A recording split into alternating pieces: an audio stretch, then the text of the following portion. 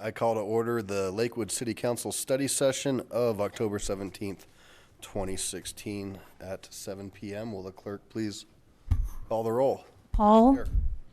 Wickman.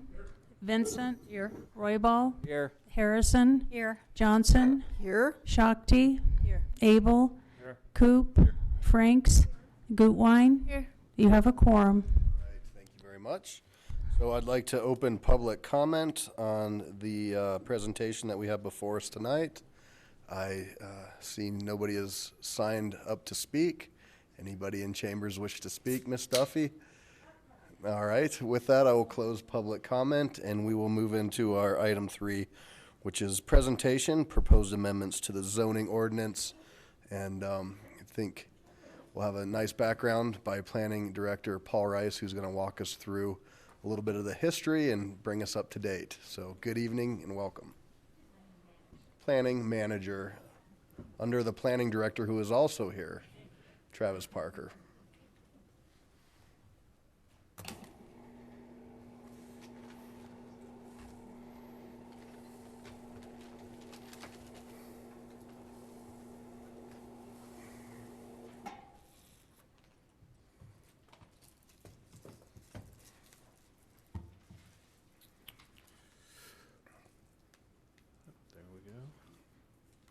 Okay, I was having some technical difficulties with the board, so I just want to make sure everything works. Good evening. My name's Paul Rice. I'm a planner with Lakewood Planning Department, and I'm going to speak with you a little bit this evening on some proposed zoning amendments that we have for you. Before I begin, the program that we're working in, Microsoft Word, if you see there's some little typos or things are indented incorrectly, it's kind of a function of the program, so we'll get all those taken care of, so I won't spend a lot of time on that this evening. Before I begin, what I've done is I've put the zoning changes together article by article. At the beginning of each slide, I've kind of summarized the changes, and then I'm going to go through each bullet point slide by slide. So we'll do that. We'll have some council discussion, and then we'll talk about next steps. And we've talked to the Planning Commission and City Council in the past about zoning amendments. We did a fairly major rewrite of the zoning ordinance in 2012. We've had 2 sets of amendments come to the Planning Commission and City Council since then. This is actually the 3rd one. Most of the changes that we propose to the zoning code are 3 things. There's a clarification of a zoning standard that we might need. We want to modify a standard, so we've actually gone through and applied the zoning ordinance throughout the year, and we're finding some standards where we're having some conflicts. And then the 3rd may be a new zoning standard for implementation purposes. And one of those things will be coming back, and I'll talk about this a little more when we get into towards the end of the presentation, are some proposed changes to the sign code. Recent court case, Gilbert versus Reed, it talks to regulating signs on time, manner, and content. And so we're not prepared, excuse me, we're not prepared to bring those to you this evening. That'll be in first quarter of 2017 is what we're looking at. I'll touch on that a little more. Good news, we have 3 articles that there are no changes. Article 1 is kind of the bones of the zoning ordinance, how the statutory authority that we get for zoning and land use purposes. Article 10 is wireless communications and how we site cell towers and things. And then Article 11, you had, I think it was an amendment come to you this past year as well in the historic preservation. That ordinance was rewritten by Holly Boehm in our office, I think within the past year and a half. So as I mentioned, Article 2, we have 3 proposed changes, and I've summarized them in this slide for you. The first proposed change is to add back into our zoning ordinance a 6-month wait period. Prior to the major rewrite that we did in 2012, if a application was denied either by the Planning Commission, the Board of Adjustment, or the Lakewood City Council, technically you couldn't apply for the same project within a 6-month period. And the reason for that, it gives staff some time to work with the applicant to make modifications to the project. It gives the applicant time to go back if they didn't have neighborhood support and work with the neighborhood. So that delay, we feel, is a good thing, and it gives both the city staff and the applicant some time to reevaluate projects. So we're proposing that to go back in. And that would apply to rezones, special use permits, waivers, variances. I think I got them all. And as projects that those boards would approve. The second proposed change in Article 2 is to add compliance with the Lakewood Comprehensive Plan as part of the special use permit criteria. The City of Lakewood Planning Commission has looked at 3 special use permits this past year, and one of the things that they were concerned about, there are meeting the other criteria to recommend approval, but they want to make sure that the comprehensive plan is being met as well. So we are proposing to add a criteria that would require compliance with the Lakewood Comprehensive Plan. The third item in Article 2 is to allow for design variances. This is an application that we actually had in. As you can see to the right of the screen, that's Wadsworth Boulevard. There's a cafe looking at meeting our zoning standards, which means the building needs to be pulled up to street edge. So when we apply that standard, the building is in compliance with the zoning ordinance. However, when we apply the site triangle, the building can't be located in the site triangle, so we have a conflict. And so that might warrant a design variance as they move forward. There could be some other options, but right now the code does not allow for design variances. So that's a proposal by staff. In Article 3, we're looking at making changes to two sections. One, the mixed-use district descriptions, and the second one is to clarify some of the specific districts, specifically the mixed-use neighborhood district, the mixed-use general district, the mixed-use employment district, and mixed-use residential district. So the graphic before you, this is Belmar. So if you look at the bottom of the page, that's north, that's Alameda Avenue. Wadsworth is on the extreme left side of your screen. South, you have Center Avenue, and then the kind of dividing line to the east there is the not quite Pierce Street and the commercial development between Pierce and Belmar. So within Belmar, if you're kind of looking at mixed use can be a variety of things. A lot of people think of like a mixed-use building where you have a ground floor of a commercial use, office use, retail, restaurant, and then residential above. So that's what we would call vertical mixed use. So within one building, you have two kind of completely different uses. You have a commercial use and you have a residential use. You can also have horizontal mixed use. So within a district like Belmar, which is before you, you can have multiple buildings with single users. So to kind of, if you look at Belmar to the south and kind of east of the project, you have a lot of residential, and then kind of the rest of the project, they're commercial or office uses. The two buildings that I've highlighted in green there in the center of your screen, those are the only two mixed-use buildings in the Belmar development. Kind of the long, skinny one that's L-shaped, those are the buildings, the residential units that wrap the part of the theater. And then the other one is the Plaza building. The Mexican restaurant is located on the bottom. It's Qdoba is located in the Plaza building there. You look at the other buildings; they're all there may be multiple uses, i.e., office and retail in one building, but it's a commercial building per se. Going on a little further, showed some other examples. So if we start in the upper left and kind of work our way around, that's the Metro West housing project. Primarily residential in nature. There are some live-work units, and so that's an example where there are two different units or two different uses in a building. Pardon me. Going clockwise to the right, that's the Zephyrline apartment project. That's a recent apartment project that's opened in Lakewood, and again, it's a standalone residential building. In the lower right, First Bank office building, financial institution, and then you have Walmart in the lower left, purely retail. But they're all in mixed-use zoning designations. Kind of for a second example, I've chosen the Union Corridor, and I've drawn a boundary just to kind of define a neighborhood. The boundaries can change, don't focus on that, kind of focus on what I'm going to talk about a little bit. Within that boundary, so Union Boulevard is located on your east, the right of the screen. Along the south side, you have Bayard and Cedar Avenue, kind of making the southern boundary. Second place is the northern boundary, and then as the Union Corridor goes from commercial into residential, that's your western boundary. Within that boundary, there are, prior to 2015, there are no residential uses within that, quote, neighborhood. You can see there's a financial use. You got Wells Fargo, retail, restaurant, the Old Chicago restaurant.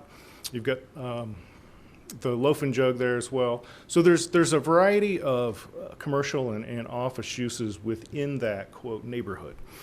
So since 2015, we've had the Union West apartment complex be built and open, and currently we have another standalone apartment building under construction right now.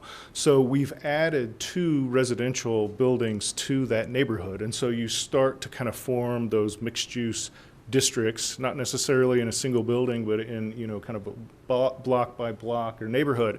And so now you can live, work, and play in that particular neighborhood. In Article 4, we have 8 proposed changes, and I'll go through those. And you'll notice throughout the presentation, you'll see some text highlighted in yellow. Those requests have come to staff from City Council, and so that's why we're calling those out in the presentation. The first one is to allow for horticulture as a permitted use in all zone districts in the city of Lakewood. Horticulture is defined as the growing of plants, vegetables, herbs, things like that. So it's growing produce of some type. And currently, the way we allow it is as a limited use, and it's not all the zoning districts. So if you were to have a piece of property that was vacant, and you wanted to use it for kind of an urban garden, you would have to have a permitted use on the site to do that. Also, if you had some type of property, whether it was underutilized or you know, you're looking for an interim use, you could do some gardening on the property, and whether, you know, it's in a neighborhood or for commercial purposes. That's the proposal before you. The second proposed change is to allow for accessory dwelling units and caretaker units in the commercial, regional, the light industrial, and the light industrial research zone districts. Most of the other commercial districts allow for accessory dwelling units or the caretaker units. These 3 districts don't, and they allow for some uses where it might be helpful. For instance, the request we had, we had a veterinarian. He owned a clinic, and he wanted to convert some of his office space into kind of a bedroom or sleeping quarters. And the reason for that is if he had a sick animal that needed overnight care, he or his staff could stay. The way the code's written today, they couldn't do that. So the proposed amendment would allow for overnight stays. Another example is self-storage. Sometimes there is a caretaker unit on site for that as well. Oh, we get the good pause here. There's a proposal to increase the numbers of ducks and chickens allowed from the current number of 4 to 6. The reason for that is 6 provides for the number of 6 ducks or chickens. More consistent egg production is what we've heard from residents in Lakewood. Another proposal relating to small animals, allowing for male neutered dwarf goats. They're called wethers, and supposedly I don't have a personal experience with this, but they make good companion animals for the other goats that are currently allowed in the ordinance. We also have a provision in the ordinance that requires 30 square feet of And it's the term is containment area, but essentially it's like a doghouse. It's where the goat would sleep. That's been pointed out that that's kind of large, so we're proposing to reduce that down to something more manageable, about 10 square feet per animal. So that's the actual, and there's a kind of a graphic in the center, shows you where the goats might sleep. One of the requests that we have for a change to the zoning code by City Council is to look at some of our special use approvals in the zoning ordinance. And so we've gone through the special use uses listed in the code, taken a look at the ones that might require some additional review by the City Council. You know, the kind of the simple example is the bed and breakfast. That would still fall under the purview of the Planning Commission, but it does require a little extra review through the special use process. What we're proposing is that when you have a correctional facility that's 100 beds or more, and it would come to the City Council for additional approval. So that's before you this evening. This is a standard, so the graphic you see before you is a new kind of concept for mini storage. They're actually doing conditioned space. They're going vertical, and they look more like some kind of commercial building than the typical single-story mini storage units you've seen.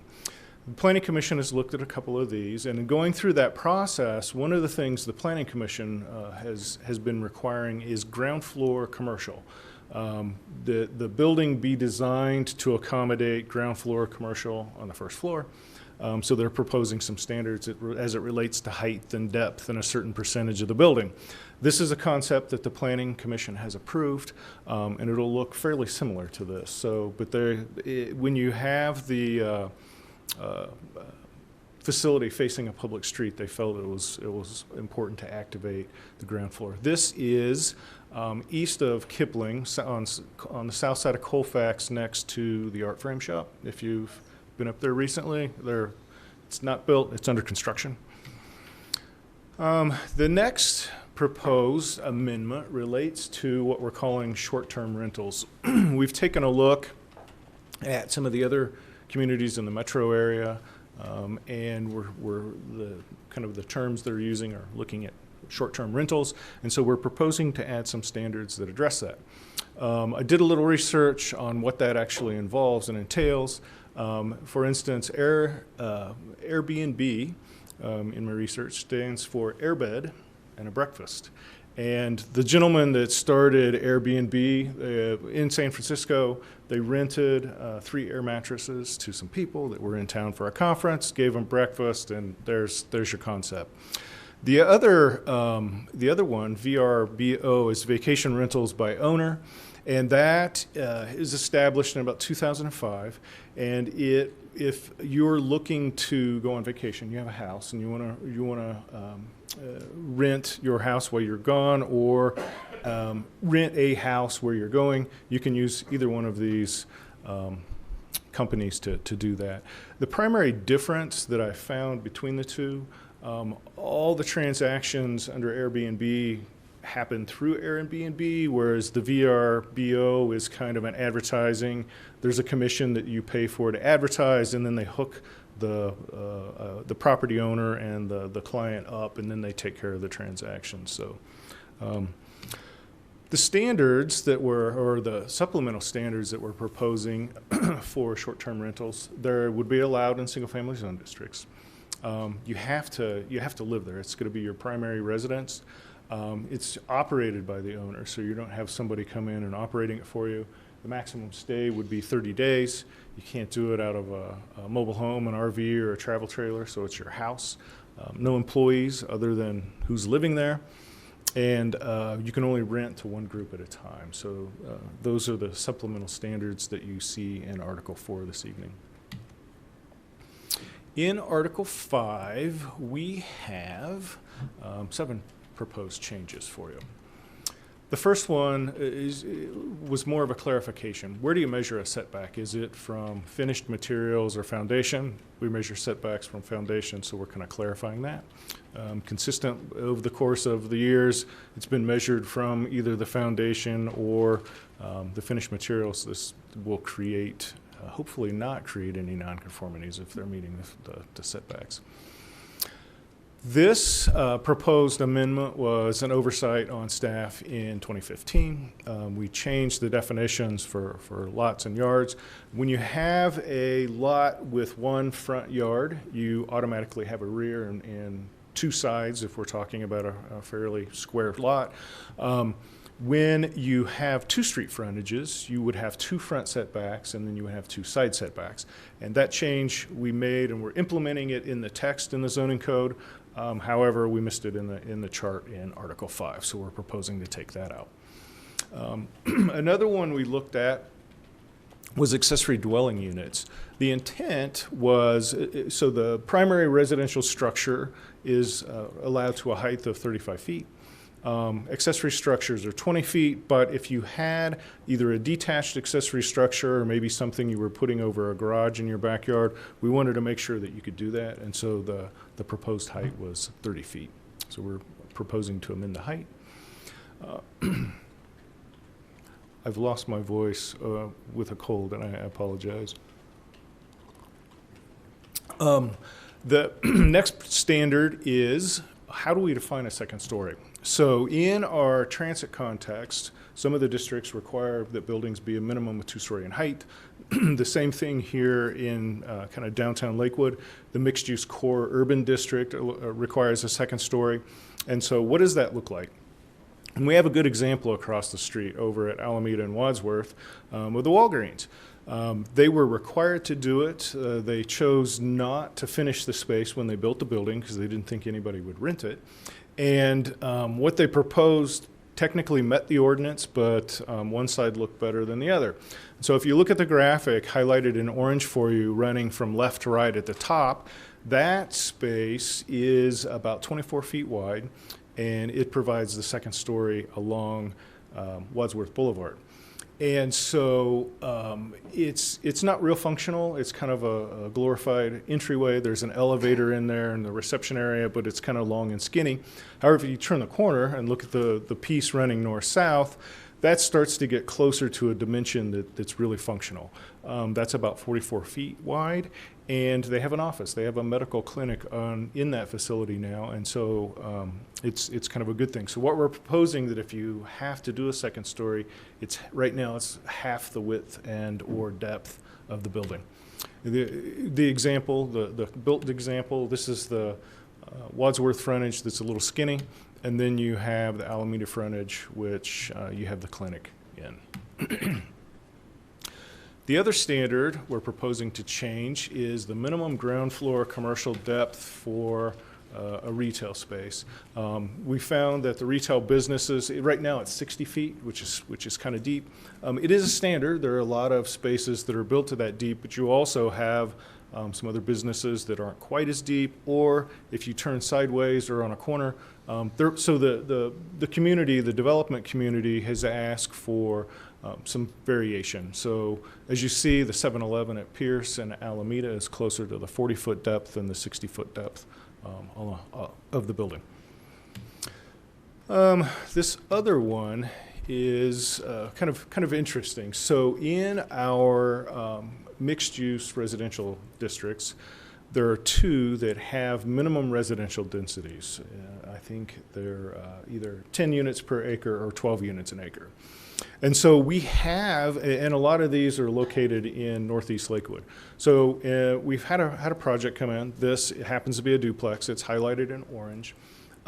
They wanted to add some additional units to their property, but they weren't going to meet the minimum residential density of, in this instance, 10 units an acre. So they were proposing to add the 3 units highlighted in green. And the language change that we're proposing is, as long as you're coming closer to meeting your density requirement, you could still do this. It's actually less density than what's required, but it's more than what's currently there. So it would continue to allow some infill development. Another clarification, when we when you come in and you want to build a house, it's pretty clear where we measure building height. It's average finished grade.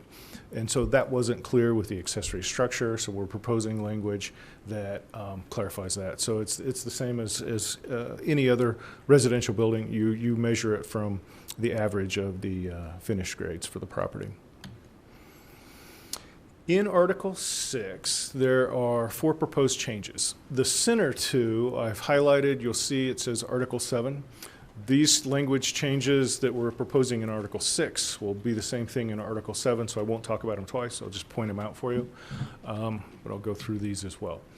So typically, when you have a townhome, what you think of a traditional townhome, you walk out of the townhome onto generally a sidewalk or a street. That's not some of the development that we're starting to see. In Lakewood, we have long, skinny lots, and so some townhomes are coming in that are oriented away from the street. So you would have units that would be built on these longer, thinner lots, and so what we're proposing is the end unit has to have a door that faces the street, and I've highlighted that in a site plan for you. If you were to kind of go through the schematic, you could see the entry does face the street, and that's what that would look like. So it starts to add some architectural interest and detail to the building, and then you actually have someone that their entry still faces the public street.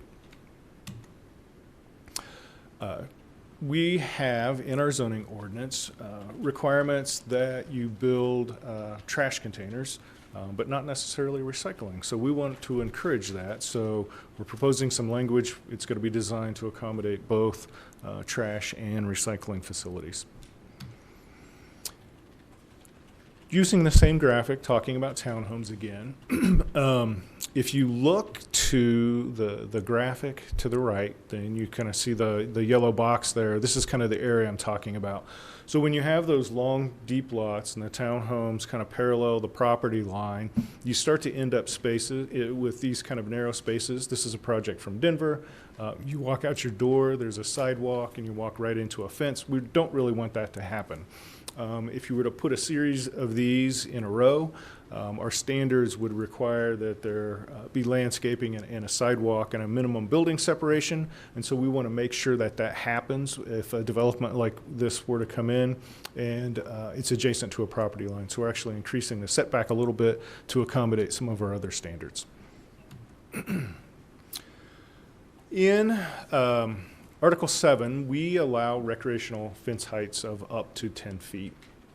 When you have playgrounds or sports fields, 6-foot fence height typically isn't, it's not tall enough to keep balls and things from bouncing outside of the field, so we're proposing to allow the fence height at 10 feet for recreational fences in apartment complexes, essentially outside our mixed use and commercial zone districts as well. Again, 4 proposed changes in Article 7. The middle 2 I've talked about, so I won't go over those again. So I'll start with the transparency standard. One of the requirements in the code, kind of a design requirement, is that we start to bring the buildings up. So they're coming up, meeting the street edge. We want to activate the street edge. We want to create interesting pedestrian environments. And so, pardon me. Would you like some tea? I have a cough drop, but I can't talk when it's in my mouth, so that's my problem right now. So, can't do it.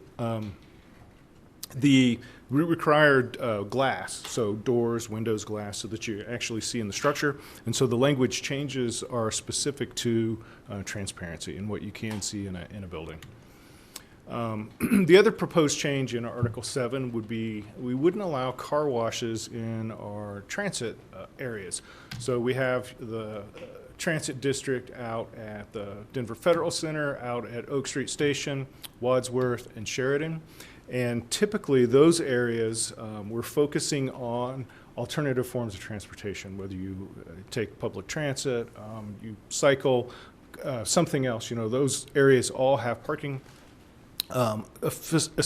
associated with them, whether it's in a garage or a surface lot. And so we're trying to encourage more dense type developments, and auto or car washes aren't necessarily a transit use that we like to see in those areas. So that's that proposed change.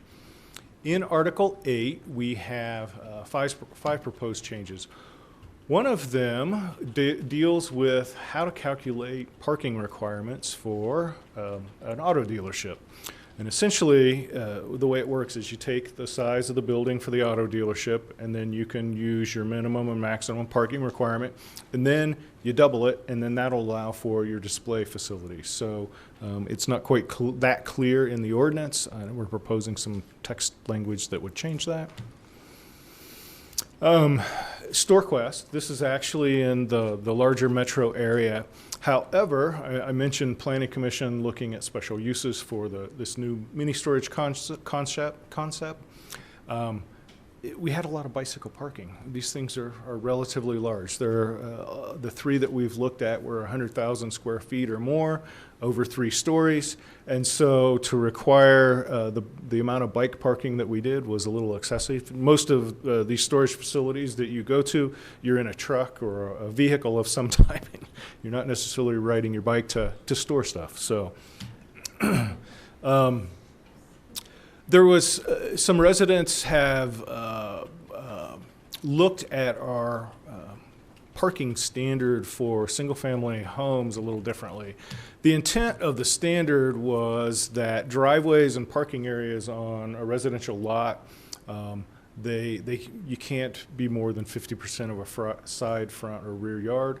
They're saying that the way the code reads, driveways don't count, it's just the parking area, so there's some text language that the intent was for both the driveway and or any parking area in a residential area would count as that coverage requirement. Another one that we've had some requests outside of single-family homes and duplexes. Generally, parking lots, gravel parking lots, or something that's not a paving material are not really acceptable. Multifamily projects, commercial projects, and we've had some requests.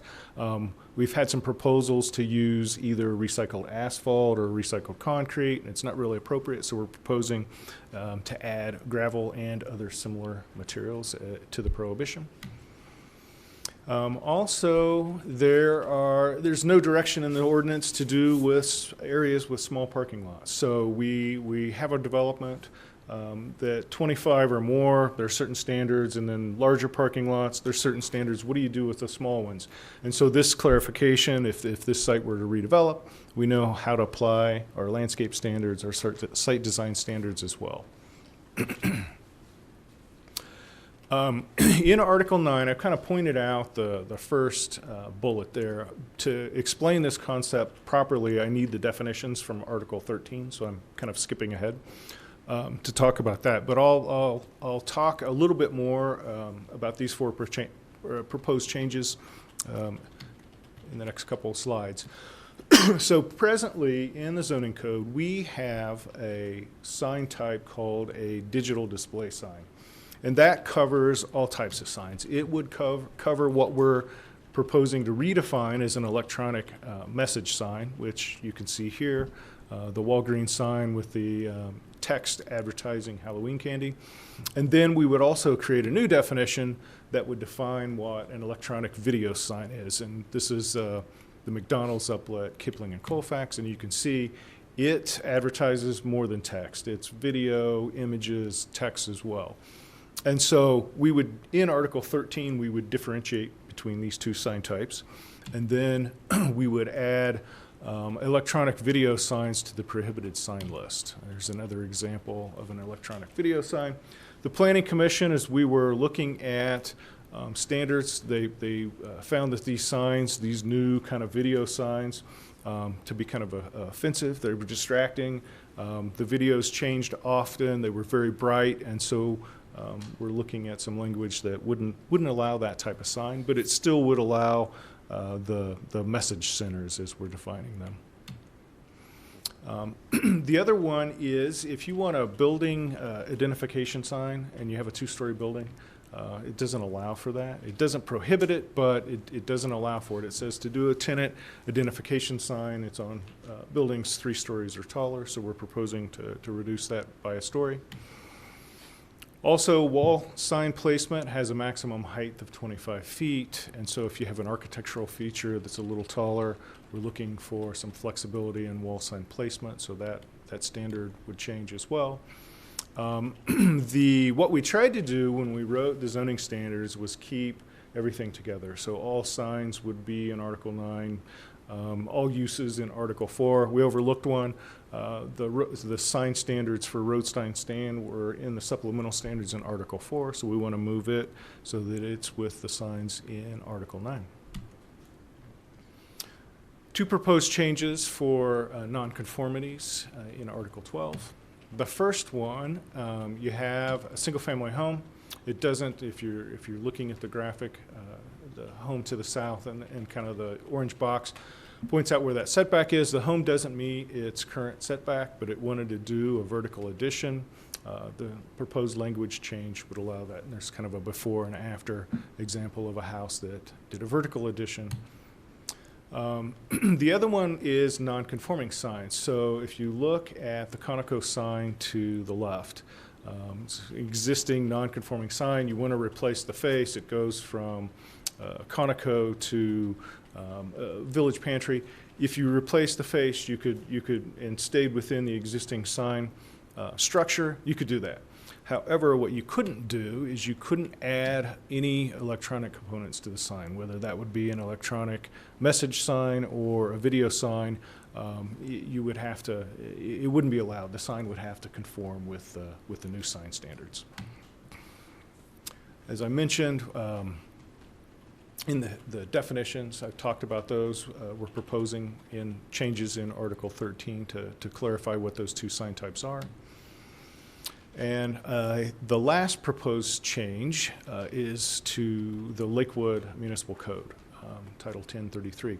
Right now, food trucks are allowed in Lakewood as part of a special event. So you can go to the clerk's office, apply for a special event license, and then if you were to hold a block party, you could have food trucks at a block party. If a school had some type of function, they could have food trucks there. What they're not allowed is outside of kind of some type of special event. If they were, in an area underserved by restaurants or other type of commercial uses, these things would now be allowed to park on a public street with some other standards. And those examples are from the current Mural Fest that we had at Colfax last month. Kind of other topics. So a couple items you're not seeing proposed changes to. Multifamily housing parking standards. Currently there is a housing study that's under review.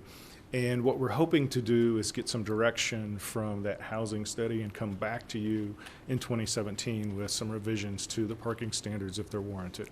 Right now, there is a minimum and maximum parking count per unit, and then there is no required visitor parking, so that's something we'd like to address with you at a future date. The next items relates to group homes. We were kind of wanting to understand what type of, or if there were any problems that we were starting to see with group homes. Right now we have 56 group home facilities in Lakewood. We went through and we're looking at those facilities to determine kind of where they were located. So we randomly picked about 10 group homes. We got some names and numbers from adjacent, and when I say adjacent, immediately adjacent to these group homes. And we made some phone calls. Did you know there was a group home in your area? Have you had any problems? Roughly 50% of the respondents to those questions wasn't even aware that we had a group home in their neighborhood. And then out of the other 50%, about a third didn't have any comments at all. A third, they were kind of non-committal. They knew where they were there. They didn't necessarily like it, but they didn't have any comments. And then we had 2 specific complaints. One was smoking that they were doing at the group home, and the other one was privacy. The fact that due to the lot shapes, they could see into their backyard.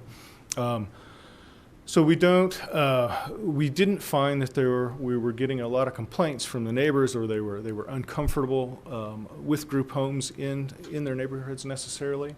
And so we were looking at also, is there a way to require some other standards? And we looked at minimum square footage per occupant of a group home.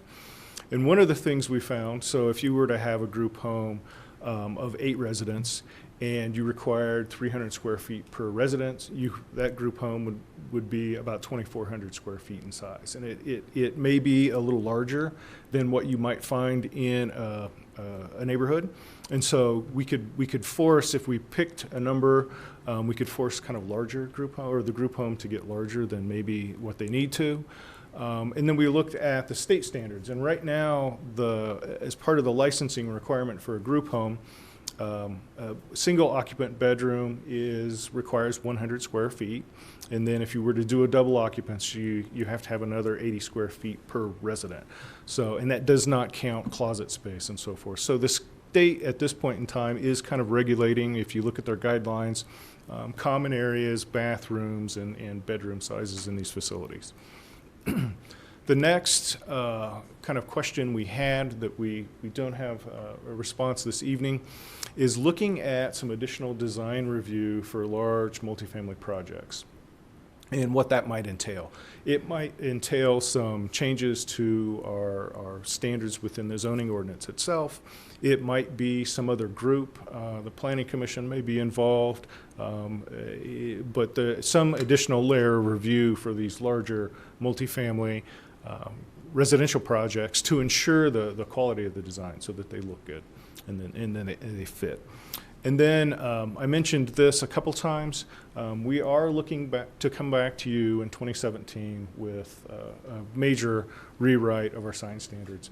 The Gilbert versus Reed case, we haven't addressed yet, and we do know that our sign standards are not in compliance with that court decision. So we'll be back hopefully first quarter of 2017 with an amendment packet for you.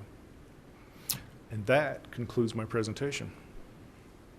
All right, Mr. Rice. Well, thank you very much. I know that you're going to have some questions.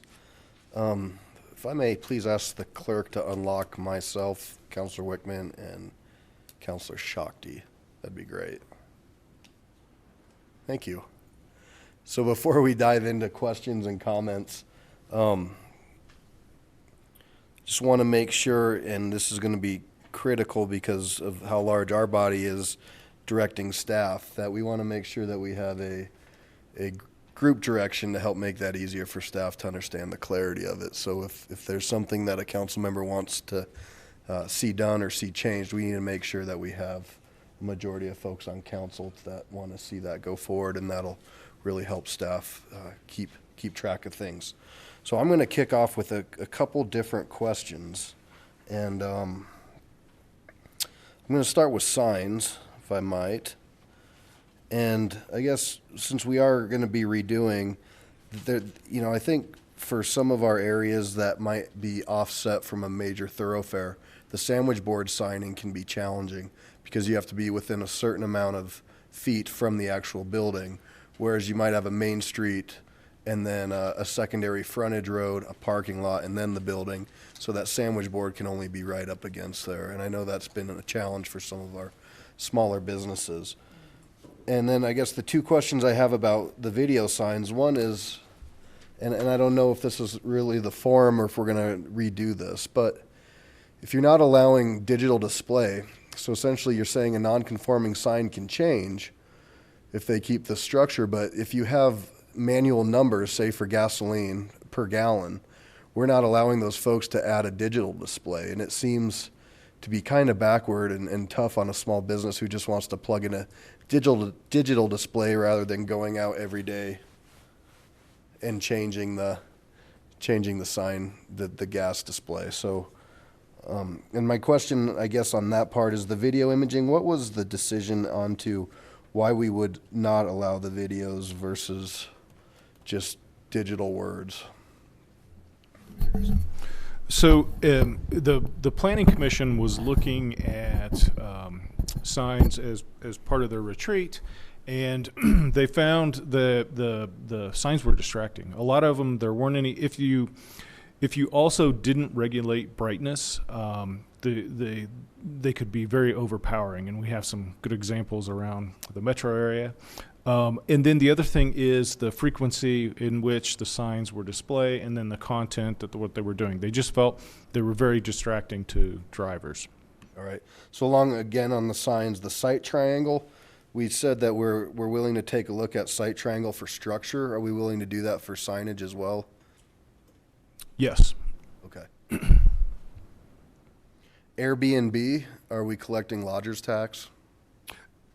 If council were to approve that proposed amendment, yes, it'd be part of, they would go through a licensing process as well, and then so there would be whatever the fees or taxes that we get, yes. And then the dwelling unit height. So currently a residential home can be 35 feet. So we're allowing that dwelling unit to go to 30 feet, so it's still going to be essentially 5 feet. Shorter. Yeah, okay.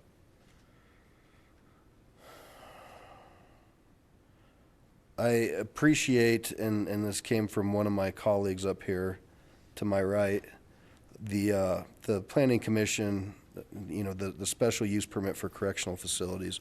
My question about that, and this is where I would look to council too, I noticed you put a threshold at 100, and I think that if it's a correctional institution, it should just be correctional institution. And so I would propose that to my colleagues, just to get rid of the 100 completely and just put correctional facility. So I'm getting a majority of shakes, yes. So if we could please do that for the next draft, that'd be great. Were there any recommendations from Planning Commission included in this that came from? Specific to the Planning Commission? Yeah. Yes, you know, we as we go through and apply the code, we identify issues, and then we come and talk to the Planning Commission. Specifically, I probably need to look back through the presentation, but the signs prohibiting the video signs was specific to the Planning Commission. They are interested in, again, amending the sign code to comply with the Gilbert versus Reed. They asked specifically about the 6-month waiting period. I can recall that one. Okay. Because that was they had actually used that in the past when we had a project that was denied. That's okay, Paul. I want to make sure for process to understand that they had an opportunity as well. Yes. You know, because they're out in the community, they hear things, they talk to folks. Right. And the big one actually was the comprehensive plan compliance criteria as well. Okay. And then one last question, and then just a comment. The fence material, for residential fences, do we allow corrugated metal, or is it only certain materials that do we regulate materials? The way it reads, I'll find it for you specifically, but it's customarily used for fencing. So a whole bunch of junk pinned together. No, corrugated metal would not be a customary fencing material. The reason I ask is there was a gentleman who was building a beautiful fence on Jewel of corrugated metal, and it came down, and it's wood now. So I imagine it came down for that reason. Yeah. All right, my last comment has to do with the design standards for multifamily. I appreciate the willingness to look at that, and anxious to have that discussion later on to see what we can do to better enhance those types of structures. Okay. So I have Ms. Harrison, then Ms. Franks, then Mr. Abel. Thank you, and thanks for all the hard work that both Planning Commission and Planning Department have put in on this. I really appreciate it. I want to start with signs as well. I'm going to start backwards. If we're going to limit digital messaging as a distraction, we need to also eliminate flutter signs and the board flipping people. Because if we're going to call that a distraction to drivers, I think both of those do the same thing. So I think we need to consider those as well. And unfortunately, when we talk about flutter signs and board flippers, those are typically a less expensive way to market your business. So we're affecting small businesses when we outlaw those. So there's a double-bladed sword there that we need to be thinking about. Also on Article 8 in the parking in infill areas, we were talking about the number of parking that we would have. One of the things that I would be concerned about, and I think that we're seeing this, I look at my own office building. It was a rental previously, and we converted it to an office. It's right on Kipling. And I think we'll see more of that kind of infill, and thinking about one of the things you were talking about is the amount of concrete parking that would be allowed versus what's in there. That's really a tricky balance because of the size of the building versus the number of parking lots you might need, and it depends on the type of business. I think it would be careful of that. That formula is going to be hard to fix. On group homes, one of the issues that we're seeing in 2 group homes that are located in Ward 5, one group home located in Lockmore, there's not sidewalks in that particular area, and parking, the number of parking spots that are allowed there, there's really no way for like the lawn maintenance people when they come to park in a regular place. So they're parking in kind of people's property is what they're doing. So we've got to figure out a way to, if we have, for my own home, there's a maximum of, I believe, 7 cars that could be around there. Could we figure out a way to use, if we're going to look at group homes the same way we would a big family, and say that 7 cars would be the maximum you would allow at my big family, maybe we could consider some way of using that same number in group homes, because that really affects a neighborhood when now they can't get through a kind of a narrow street because how people are parking. So I would love to see that. And I think we need to include staff members in that number of parking. Not only visitors, but staff members, because that's another thing that we're hearing from our people, that if they have 2 or 3 staff members not related and not living on the property, that brings 2 or 3 additional cars on top of who might be visiting and whatnot. So I think that's another piece that I would like to add. Goats, I have a question. Being the ex-farm girl that I am, that building that you showed the picture of, Paul, was that to meet all the goats that they would have, or is that per goat? That The 10 square particular- feet. Right. The 10 square feet is per goat. The little example of the building I was showed, I think that could hold 2 or 3 goats. Yeah. So that's what I was depicting is at 30 square feet, that's quite, would be quite a big room for a goat. And the intent is where they sleep, not necessarily where they're out running around. Well, that's my other question to you, is that in addition to where they sleep, they need room to roam. They can't be just kept in that 10 square feet. Right. That would really be a bad deal for the goat and for the neighbors. My last question is on the townhome, the not long skinny townhome, and you were talking about a doorway on the street. I wouldn't buy that unit. I understand what you're talking, and maybe we should change it from being a doorway and maybe consider a really nice window or something like that. But I wouldn't buy that unit because I wouldn't want my front door facing one of the streets. So take that, I'm just telling you my feeling about that. And then my last question is, why do we need to add back the 6-month wait to the reapplication? I know you kind of addressed that briefly, but I want to talk some more about that.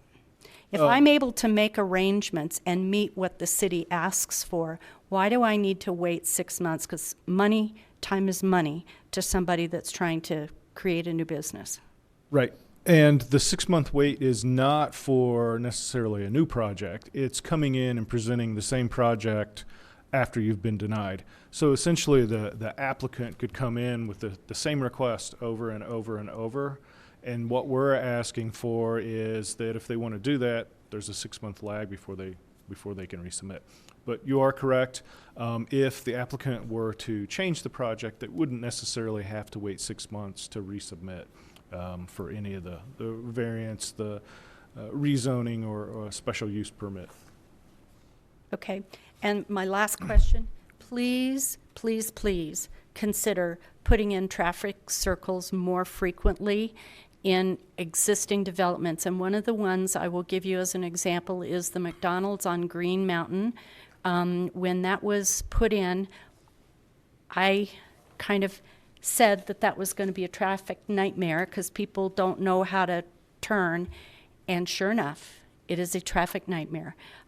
So I think it could have been eliminated if there was a traffic circle. And I realize when you talk about that, you're talking about a shopping center developer as well. But consider those. Thank you. Right, I'm gonna go through those just real quick to make sure. Just a editorial on the McDonald's. I mean, that is a private road. Oh, yeah. But I understand that, and your comment, that was just a comment about the door frontage. So I do need to get clarification, though. Flutter signs, are we able to, their First Amendment issues with those sign waving situations? Yes, there are, as with any kind of sign, that's always the threshold issue. And the way they have been regulated in some places is by the distraction to drivers. But, someone could stand out there without a sign and be a distraction to a driver without any regulation involved, so. So I want to get clarification for, is that what you want to direct staff to do? So is there a consensus? I want to look at both flutter signs and the flipping board concept. If we're going to hang our hat on the idea that digital boards are distracting, I want to consider flipping signs and flutter signs in that same ordinance. 1 second, please.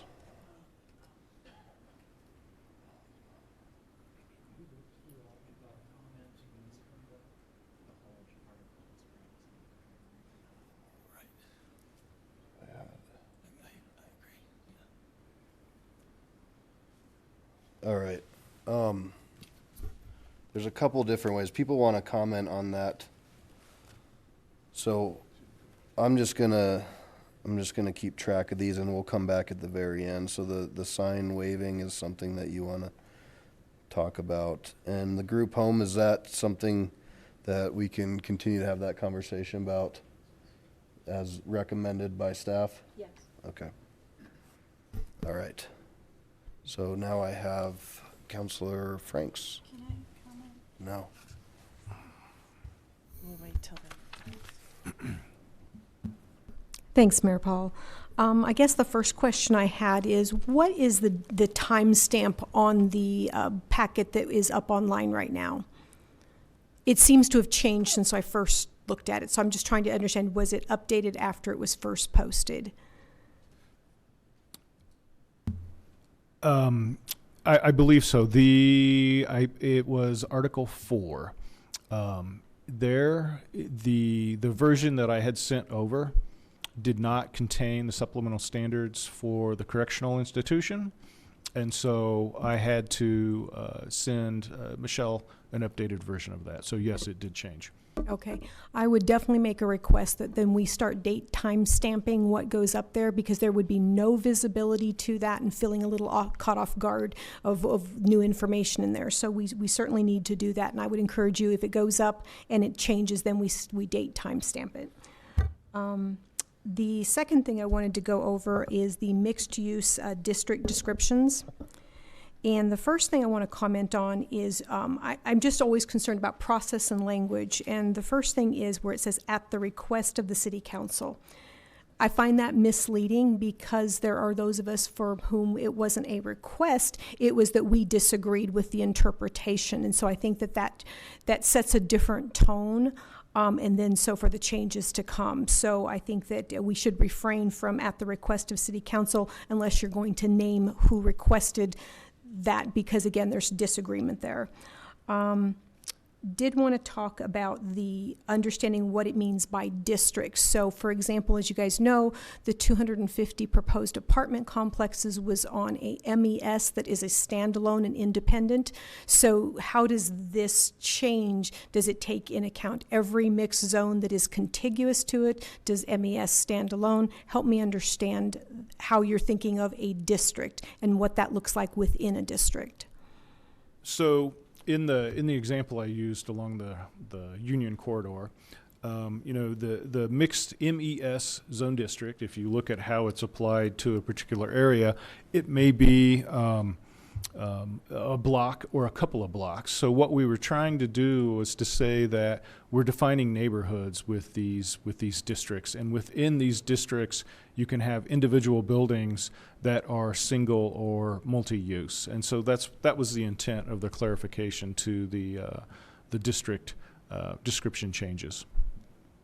But then that doesn't fit with multi-use. I guess if you're telling somebody that it's a multi-use zone district, but yet it can be a single use, then it seems to be, you should say single or multi-use. Again, because what you're doing is you're setting expectations for people who don't expect to have to research common terminology to try to parse out what that really means. So I think once again, we're kind of saying, well, it can be anything we want within all these things, but the information that citizens looked at, especially when we did the rezoning, that was not how they were presented. So I would recommend that if they're going to be able to be single use, then we simply say that. We say single or mixed use to set the right expectation. And again, that's not what the communities in many cases want. But I think when you're still saying mixed, if it can be single, then it needs to call attention to that. The other thing I wanted to talk about was the height of the accessory dwellings. As I was campaigning back in 2015, that was a big deal in my area, where people who have a view and the lots are very steep land in the Green Mountain area, somebody could lose a view. I mean, depending on where these things are put. And so I guess I'm really concerned about the fact that somebody could, in essence, lose something that there. So how does that work if it's back of the property? Does grade factor in? What factors in to protect some of the very reasons why people purchased the home they purchased was because they had a view? If you've bought a lot with a view, and you have a lot adjacent to you, and they both have the same permissions, land use permissions for a house. Your neighbor, especially if they're on uphill from you, they could block your view. I mean, they could build a structure that would do that. And so if you look at, it's not necessarily specific to the accessory dwelling unit. It was allowing some additional height if you were to put this over a garage, is what we were looking at, because your house could still be built to 35 feet, and you could have a very large house on a very small lot and block a neighbor's view with the house if you didn't build an accessory dwelling unit. Sure, no, understand that. Just in this particular few situations, the people were all on the higher ground, the other houses were on the lower ground, and then they built up tall enough at the very back of their property and basically eroded their entire view, which of course, as we know, decreases property value. So I'm fairly sensitive to that height, maybe not having more parameters around there. Wanted to switch over to group homes a little bit. I don't have a lot close in my area, but the people who have contacted me, their primary concern is the amount of waste that's generated.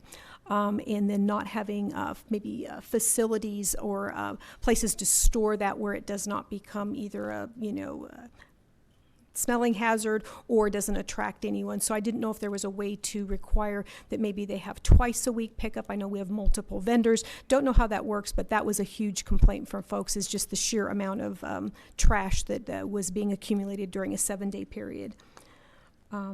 On the Airbnb, questioning how we got so quickly to a recommendation. I've had a lot of folks pushing back against short-term rentals in particular, and don't know kind of what protections we have for certain kinds of behavior, but I've had constituents both who want to rent out a part of their home or the entire home, but then a lot of pushback from those who feel it's going to change the character. So, but I think if I read correctly, it's coming with a staff recommendation to move forward with short-term rentals. Is that correct? Is it staff or is it because we're looking at council? Yeah, okay.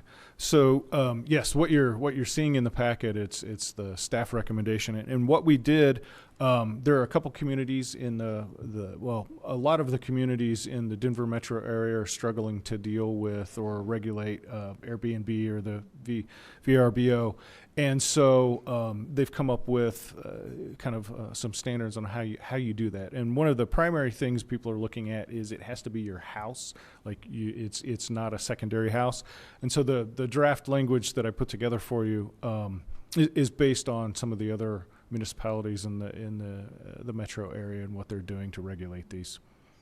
But do we have any good studies about what that's, meaning for communities? I guess I'm just concerned about just going from, we had some, people come forward on both sides of the issue, then suddenly we're to changing the ordinance. It just seems awfully quick and not a chance to really understand what other things are they struggling with. How does that impact the 300 and some that are already out there? I guess I'm just trying to get a better handle before we're just suddenly in a vote a short time later. I've actually done a little research. I was looking at Lakewood. I went into the Airbnb website, and there are residents in Lakewood that are currently operating these without any standards. So the standards, I guess it's kind of question or direction from the council. We've proposed some standards that we think that'll give us an opportunity to actually get these facilities in and licensed so that we know they're there, and then they can operate within the parameters of the license. Or the current regulations, we don't have any for Airbnb, so it would be a code enforcement issue where we give direction to the code enforcement officers to go out and let the operators of an Airbnb know that they're not supposed to be operating those. Well, yeah, we've shut people down already, so we were obviously using some standard to tell people to cease and desist because we've actually forced people to do that. And again, some concerns, maybe moving a little quickly there.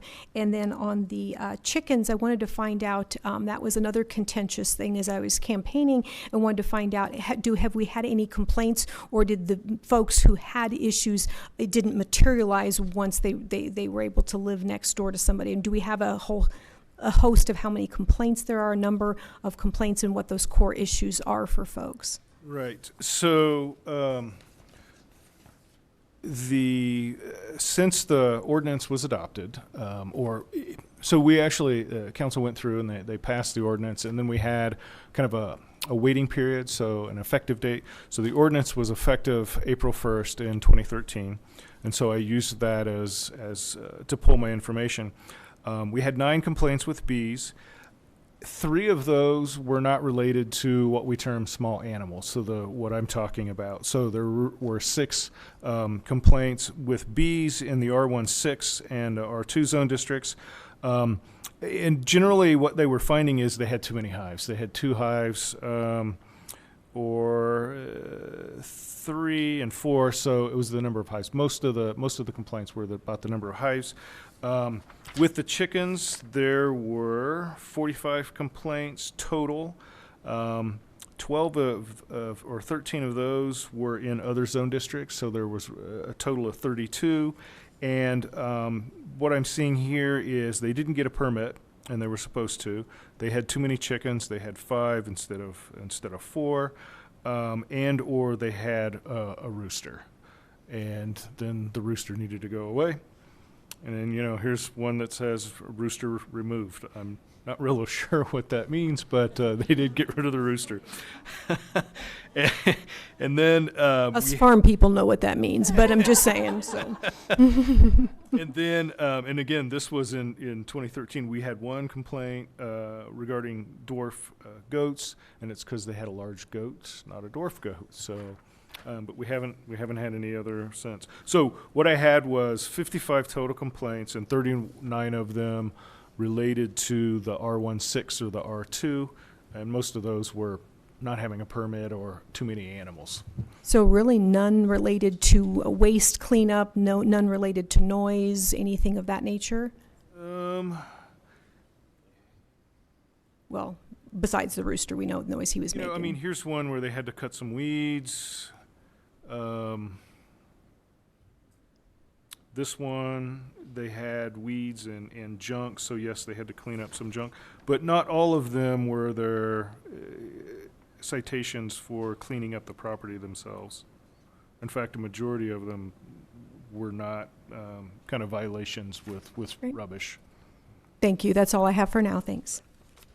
All right, so then I have Mr. Abel, Ms. Johnson, Mr. Coop, Shakti, and Mr. Royball.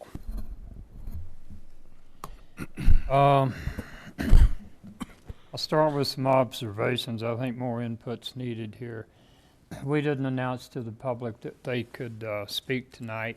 They're still not accustomed to study sessions being open to their comments, so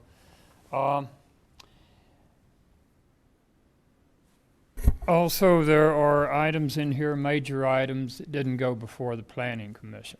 Charter requires they go before the Planning Commission. Is there a plan to do that before we have our public hearings on this?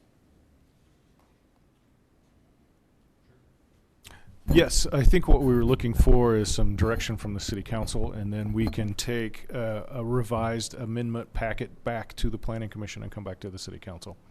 That would be my recommendation. Thank you. Also, I think a lot of the elements in this, or some of the elements in this, especially the mixed use, the context, I think we should be reviewing it in the context of the housing survey that's being conducted. I would hate to make a change now and then have to change it later, but it just would seem wiser to see what's in that study before we make major changes in the philosophy of the mixed-use district. In fact, that grew out of a 3-year effort by a number of community members who served on the committee, a number of open houses, study sessions, public sessions where people got to comment. And so I think we need a larger look at this. In fact, about a month and a half ago, the mayor, Councilwoman Johnson, and I met with the leaders of the Applewood Valley Community Neighborhood Association, at which the mayor committed to having a round table to discuss some of these issues with the neighborhood leaders who have neighborhood organizations that border Colfax. And I would hope that we can do that before it is decisions are made that can't be called back easily. Now, to get down to the specifics, the add back of a 6-month waiting period. As it stands now, there is no add back. There is no, it says, in fact, section 1.20.060 under zoning and rezoning ordinance procedures, subsequent votes, it's declared to be the policy of City Council that there shall not be a subsequent vote of the City Council upon reconsideration of any such ordinance after a vote of council upon adoption or denial or passage of the same, except for how it relates to referendums. So now we don't allow any to come back at us. The county, I believe, adds 6 months, has a 6-month waiting period before you can come back with a similar proposal, isn't that? And it's long-standing from the time when Mr. Cox worked for the county. Yeah. Isn't that correct? I believe it was 6 months at the county. Okay. So I'm neither here nor there on that. I just thought I'd add some context to Ms. Harrison's question. We would have to change the other ordinance if we go with this move. Let's see. Also, we had compliance with the comp plan, I understand that, but the comp plan is advisory in nature, is it not? So the zoning ordinance is compulsory in nature, so if the zoning ordinance has to comply to the comprehensive plan, that seems to be a little out of line when that's an advisory document. In Article 3, the mixed-use district, that concerns me. The way it reads, from here on out, Colfax could be lined with apartment buildings without one more mixed use, one more retail, office, or other commercial aspect coming to it. I don't think that sets well with the 2040 plan or with any of the neighborhood visions, including West Colfax Community Association. As it stands now, the mixed-use definition is a single building containing more than one type of land use or a single development of more than one building and use where the different types of land use are in close proximity and planned as a complementary whole. Again, 3 years of work by a number of community members, hearing after, or meeting after meeting, lots of input, and we want to change that. And the examples you gave, Belmar and Creekside, were not built as mixed use. We didn't have a mixed use category when they went up. They were PUD, if I'm not mistaken. Is that correct? Correct. And the Union, on the Union Corridor, the Wells Fargo area, that also is PUD. So I think we should stay with our philosophy of mixed use because I don't want to see a street front full of 40-foot high apartment buildings.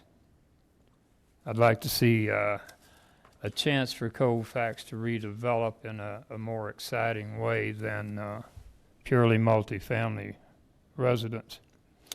Do like the idea of horticulture in all zone districts. The more permeable ground we keep, the more air we clean with nature's own treatments. The ADUs. The height is a problem with me. We've had a couple of complaints in Ward 1 in the last couple of months about folks who are going to put a 30-foot ADU right there on the back fence.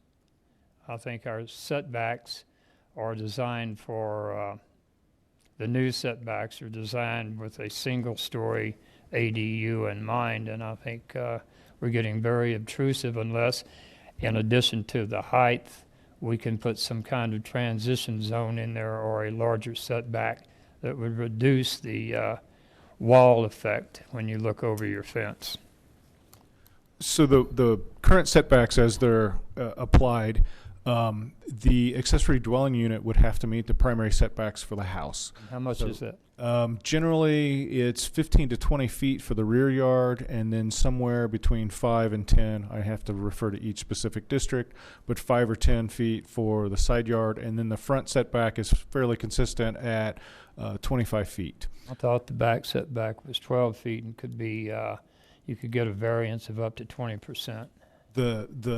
For accessory structures, so those that are less than 20 feet in height, and then there's some other dimensions to keep them short, wall lengths and so forth. The accessory structure setbacks are 5 feet, but it's not accessory dwelling unit. It's a garage or a shed or something like that.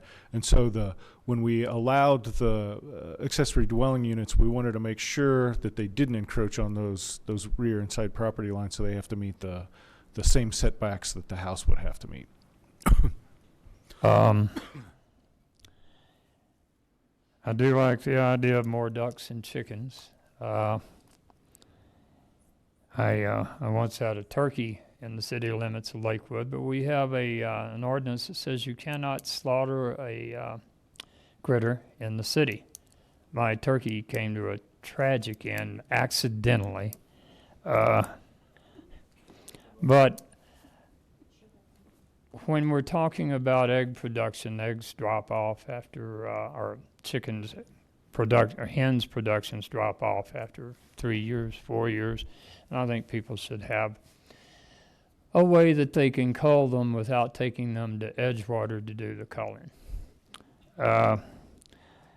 A 10 square foot enclosure for a pygmy goat is like a 6 by 6 bedroom for me. It would be danged uncomfortable.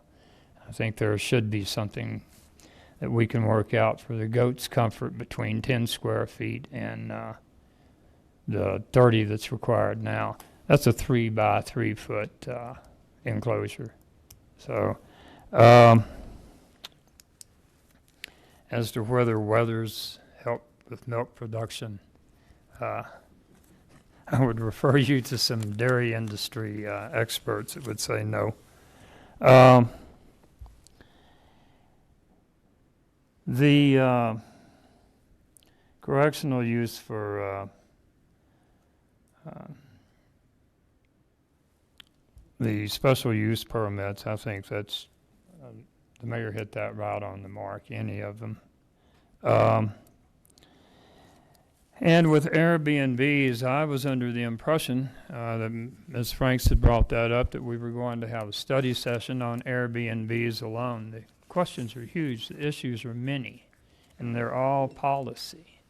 So one of my concerns is that there have been issues with the behavior of people who are here on vacation, not part of the neighborhood, and not especially sensitive to the community. In Estes Park, they're now requiring that if you have a temporary rental, you engage the services of a local management firm, so that if your guests are out there lighting bonfires in the middle of the night while you're off in Hawaii, somebody can say, no, you can't do that, you're out of here. So there are a lot of issues we need to consider before taking this to ordinance. And what would prevent the owner of a primary resident from moving into his new 2-story ADU and renting out the primary residence on a very regular basis as an Airbnb? Is there anything in here that would prevent that? Right now, there are no specific provisions in the zoning code that regulate what we would call short-term rentals or anything less than 30 days. The director made an interpretation based on some other uses we were looking at that anything less than 30 days was commercial in nature, i.e. something similar to a hotel, a motel, that type of thing, and so it belongs in a commercial district. So if you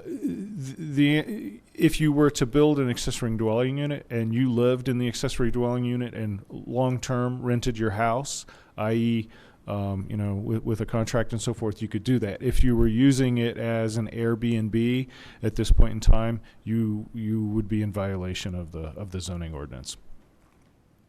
At this point in time, because we don't have anything that covers them.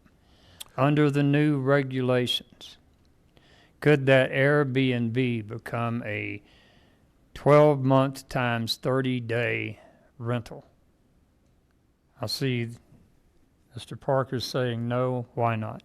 We can check the wording, but the intent of what we wrote was that you could only rent out the residence that you live in when you are out of it. So if you go away for the weekend, if you go away on a 2-week vacation, you can rent out your home, but you can't rent out a separate residence, be it an ADU or your primary or somewhere else. You can only rent out the facility that you live in. That was the intent of what we wrote. I thought it said primary residence, but that's how you would define it then, not the biggest house on the lot, but the The home. place where the owner lives. Correct. Okay. And would there be a 30-day a year limit? Not a 30-day limit. The way it was written is that you couldn't rent it. It would have to be for less than 30 days. So when you at one time, at any one leasing. But you could rent it time after time after Correct. time, and it in effect becomes a short-term or a longer-term motel, home suites, as it were.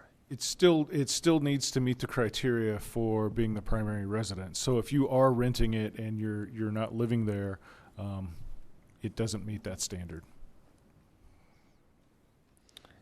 I still have that concern. Can we possibly think about working on language to assure that it's a limited amount of time in a year?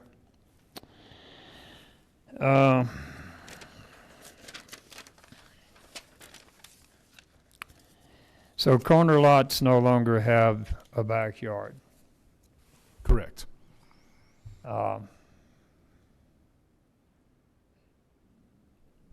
But you would have two front yards in place of a front and backyard. So you still have setbacks.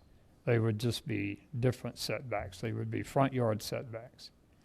Correct. You have, if you were on a corner lot, you would have two front setbacks, and then you would have two side setbacks as well. Okay. And if I recall, I thought we limited front setbacks to the primary, to the street address. If you have, say, if you're at 4th and Allison, and your address is on 4th, then your front yard setback would be on 4th.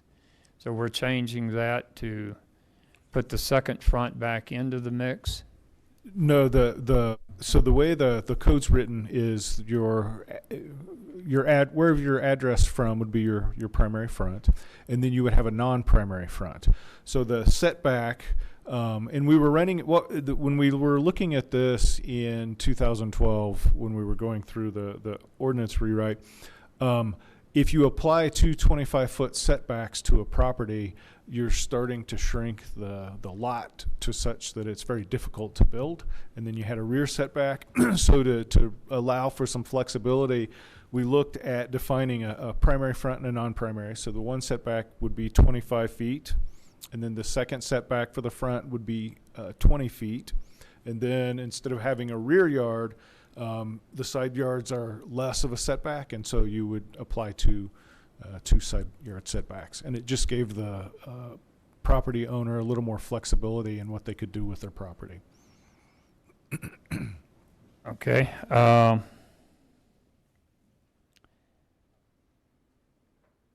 On to the Article 6. I agree with the town home comment that Councilwoman Harrison made.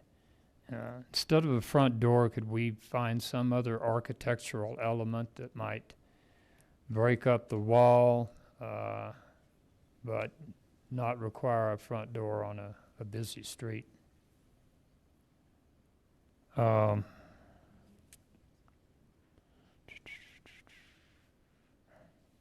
Travis, I'll go through all of these at the end and we'll get direction from council, okay?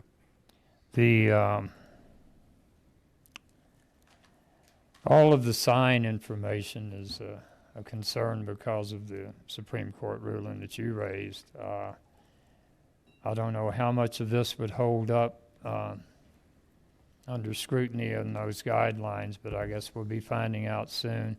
So should we just remove all the sign ordinance language from this update pending our longer look, more comprehensive look at signs in general? If I may, Just a thought. that would be our recommendation, Mayor, that all of the different comments on signs be addressed comprehensively. As Paul said, we would do that probably by first quarter of next year. That way we could have a long conversation just around signs. Thank you. And food trucks, can we look at,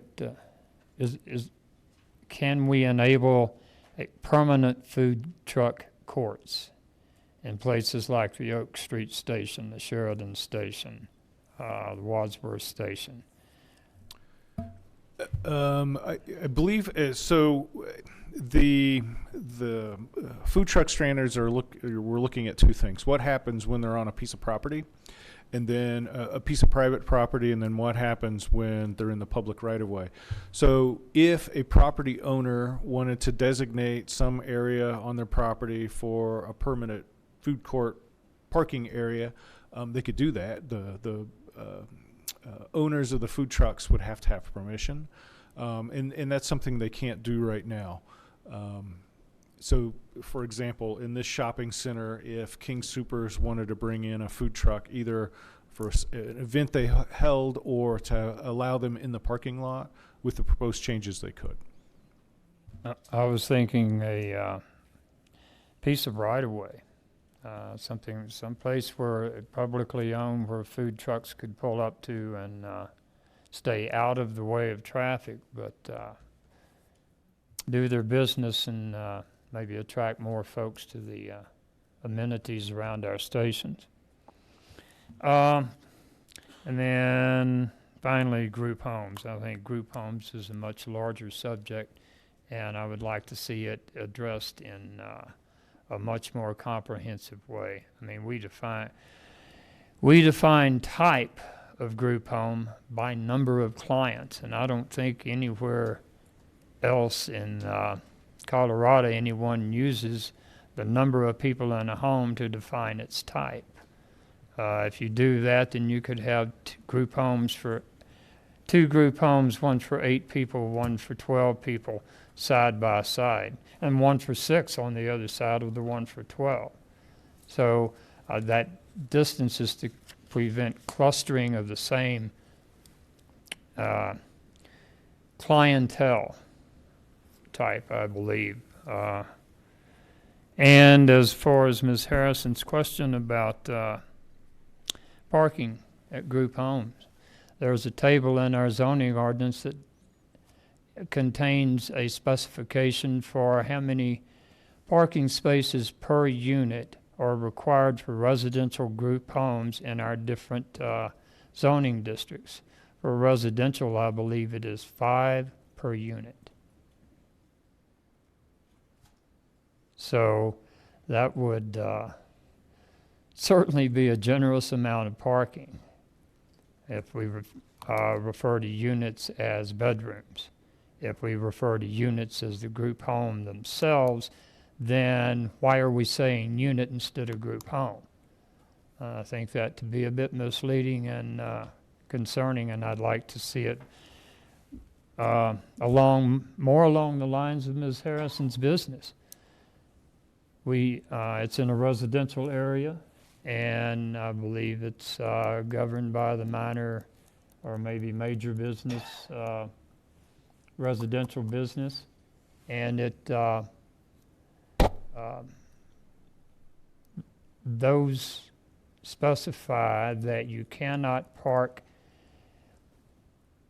use parking in front of anyone else's home, that it has to be contained to the driveway, the carport, and the frontage of the residential home business, and these things are businesses.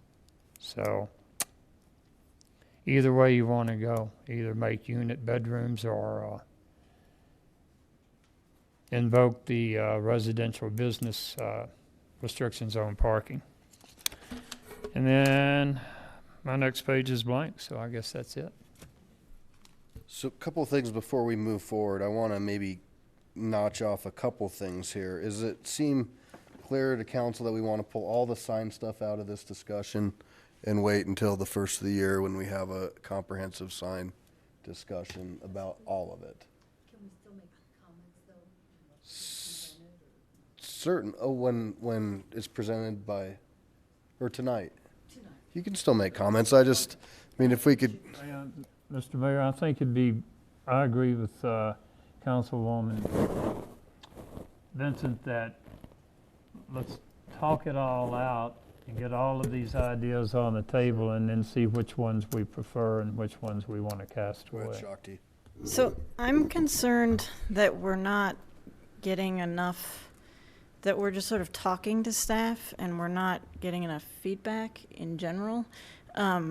And that's concerning to me because just if they have information that's important to stuff. And so in terms of these votes, I think before we take a vote on whether to move forward with something, I would want to say to staff, is there any ramifications to that of waiting, or is there, for each of the decisions to open it up for their feedback so that we have that information when we make the decision? Okay. I believe that they've had that opportunity. Oh, As we asked. Okay, as all we right, raised all right, all right. issues. I did give anybody the floor. Let's, Well, I asked if I might, and you said okay. no. So Yeah. I'm gonna go to Ms. Johnson now for her questions. Thank you. A lot of the things that I've been thinking about have actually kind of been addressed, but I'd still like to add a few things here. As far as the Airbnbs, I think we need to go lightly on that and get some more community input from other neighbors or for other communities, other cities that have had experience with that. You were talking about a maximum of 30 days a year. Is that right? Help me understand this. So it's not 30 days in a calendar year. It's, you can't lease at any one time for a period longer than 30 days. Okay, Is now the how are we going to enforce that? They would be licensed. So as part of the licensing process, we're going to collect the lodging and sales tax every time they do this. So I don't know if that we figured out the details about how that works, but that was part of the discussion that we were having this evening. Okay, I think Councilman Abel had some valid thoughts that this could be done repeatedly throughout the year. And my concern is that truly when you're renting out a house, people don't take care of it the way that you will.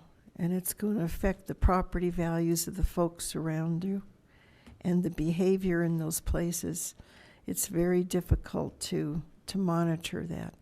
I'd like to see us go very lightly with that. Talking about the chickens, it sounds like the majority of complaints were for too many chickens, and now we're going to say you can have more. That seems like a mixed message to me, Paul.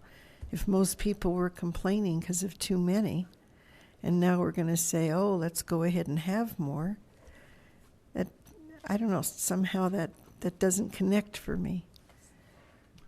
And when I was looking at the complaints,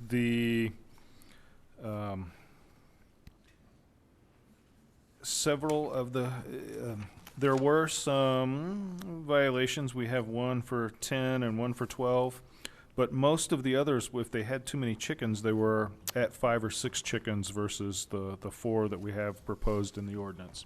And it's just, we proposed 6 in the ordinance, excuse me. Okay, it still seems like a mixed message that we're getting complaints and now we're going to expand it to that. I'm curious, and I don't know about this one way or another, but we're saying that chickens do better if there's more of them and if there's a neutered. That's goats, okay. That's goats. Okay, do we have any data, to be frank with you, that chickens lay more eggs if there's more of them?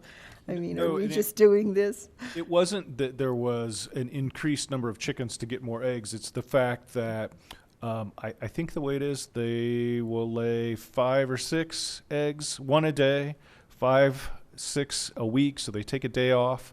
And so to keep the egg production more consistent, the additional 2 chickens would allow for you're getting closer to 2 dozen eggs versus a dozen in a week. There you go. Is what we're looking at. Okay, now with the goats, so we are going up to 4, and you can have. The number's not changing. What the proposal is, right now you could have 3 female goats, and the proposal would allow you to have 2 female goats and 1 neutered male goat. Okay. Okay. And again, how do we enforce all this stuff? I'm just curious. with the small animals, they're supposed to get a permit, and that's what some of the complaints were that we found as well. They brought these animals to their property and didn't have a permit. When they got the permit, we went to make sure they were complying with the zoning code. So the code enforcement officers would enforce this. I'm also curious regarding the containment of 10 square feet per goat. Isn't that a little bit of micromanagement? I mean, don't these people know how much space their goats need, and we're actually going to tell them how big their little house can be? It just seems goofy to me. And that came out from the community advisory group as we were going through that zoning code process. So Okay. we were a little high. I guess, to me, I'm looking at all of this where basically a lot of this increases density. I mean, with the ADUs and every direction we're going, and we're increasing goats and chickens right along with people in a smaller amount of space. To me, that just, I don't know, it just seems odd. I'd also like to just make a comment on these ADUs and the height. I happen to agree with Barb, and I think Charlie mentioned it, as far as neighbors losing line of sight. But I'd like to go back to 2 years, 3 years when we first started going down this road with ADUs. I remember very distinctly going to homeowners associations, and they were sold to the people as a way to keep your mother-in-law close by so she didn't have to be institutionalized, basically. Okay. And then at the very end, frankly, the testimony was that they were a way to increase density. So it kind of morphed. And now we're going to go to a higher height on these things for our mother-in-laws. And I can tell you, as a former hospice nurse, to be honest with you, you don't want to have your parents in a home that has steps because you can't get the gurneys upstairs. So this doesn't make sense to me. And I am not a supporter of seeing the height go up. I wasn't a supporter of the ADUs to begin with because I think that they're going to be people that are going to game this. And frankly, you're right. It is going to increase the density. I'm not sure that's the direction that the community wants to go, not so much me. I just came back from a trip to Europe, and I've got pictures where the streets are lined with apartment houses side by side, 10-story apartment houses. And frankly, in Paris, the Seine is totally lined with these apartment houses. The density is a real problem, and the parking is a problem. The transportation is a nightmare there. I'd like to see us learn from other places that have gone this way and see if we can't maybe do a little better job on this.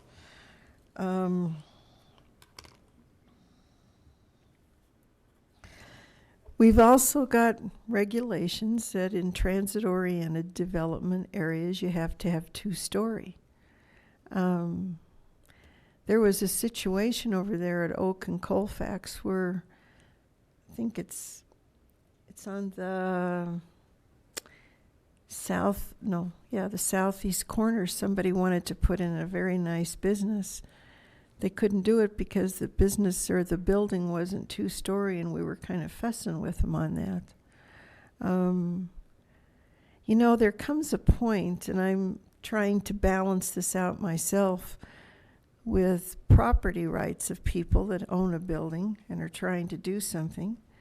And then we're telling them you have to have 2 stories. I think it needs a lot more community conversation, frankly.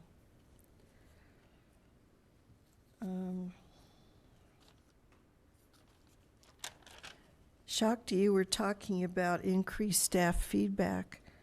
I also think we're going to have to start and take another look at increased community feedback on some of this. I'd like to maybe see us slow down a little bit. some of this stuff is very impactful. We've got someplace in there, I don't have the page written down, on auto sales parking. There's that percentage or some way that you're looking at the parking prescription regarding the building. I'm just curious, did dealers have input on this? Did automotive dealers have input? They not at so the text language isn't to change the calculation itself. So the calculation for the auto dealership remains the same. It's either are two places in the code where it tells you how to do the calculation and it's not clear to the planners.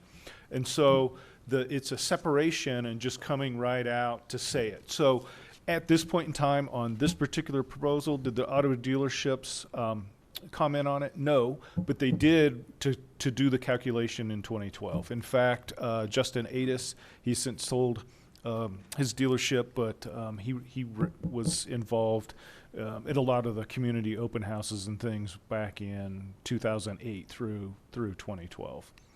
Well, that's an interesting point, Paul. Why didn't we include it when we did the zoning ordinance then? The calculation, it was in the ordinance. I'm just rewriting the language. Okay. The calculation is in the current ordinance as is. I'm just separating pieces out and saying that very clearly that you use the building square footage to get your number so that you can do the calculation. So we're not changing their ability to have a certain amount of cars out on their car dealership, right? No, the language change is so that you, the planner, can read it and say, oh, we use the building to do the calculation. I'm very, very sensitive to legislation being done where things are done to certain entities without getting their input. I just think that's bad governance, frankly. I'd like to weigh a little bit in on the group homes. We've got language that talks 8 and above. Perhaps we should limit that to 8. Some of the issue is that they're basically a business in a residential neighborhood, and there are actually some very serious problems going on. It's unfortunate that you didn't capture some of those when you did the survey, but there are some very serious things. Some of them are great players, but not all of them. And we're basically putting businesses in our residential neighborhoods. Come back to that, Mr. Cox. Yeah. Let's see here. And you know, I'm kind of curious on this, to have these ADUs in commercial areas. You know, I get it that if somebody has a business and they feel like a veterinarian and they want to stay, I mean, for crying out loud, just get a cot and stay there. To have an ADU in a commercial area, we really are starting to look at increasing density, housing density, and it feels like that to me. Also, I absolutely agree with Councilman Harrison regarding the correctional piece, but I'd also like to see us at least consider to have language that says that Lakewood will have no more correctional institutions in Lakewood, period. We've already got 2. We've done our share. Other municipalities that are adjacent to us do have language like that. And pulling that 100 out is perfect, but I'd like to see us go a step farther with that.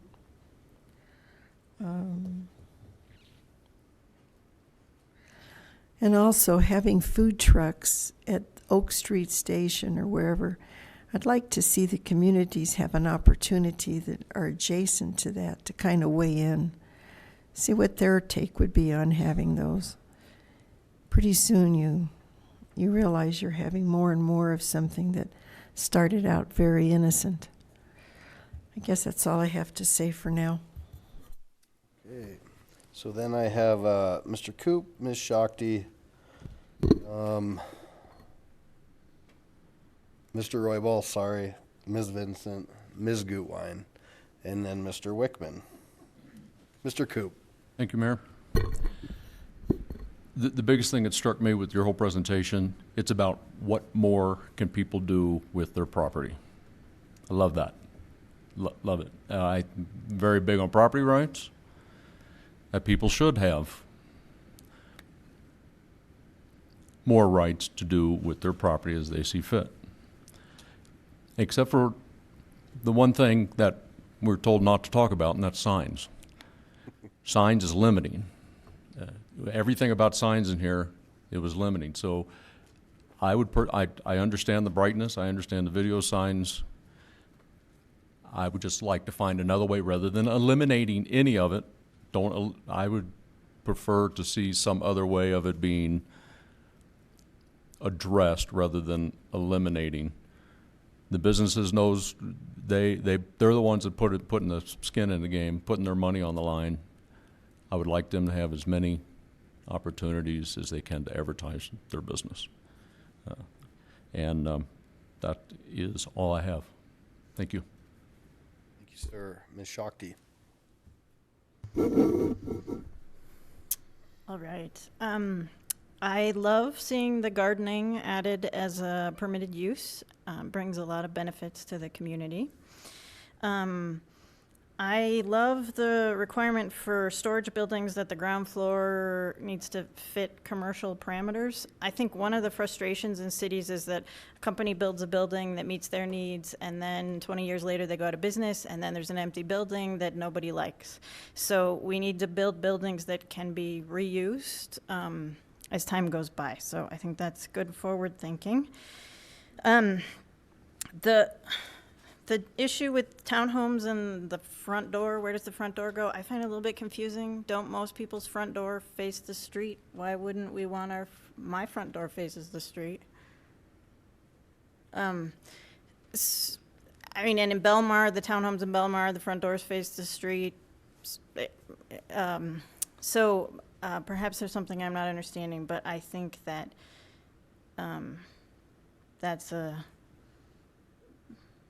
I would be happy to live in a house where the front door faced the street.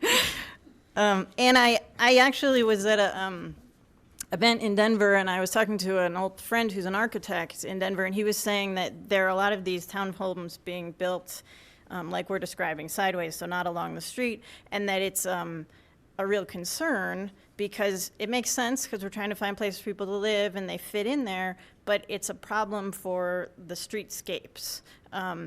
And so I applaud the problem, our attempt to solve that problem here. Let's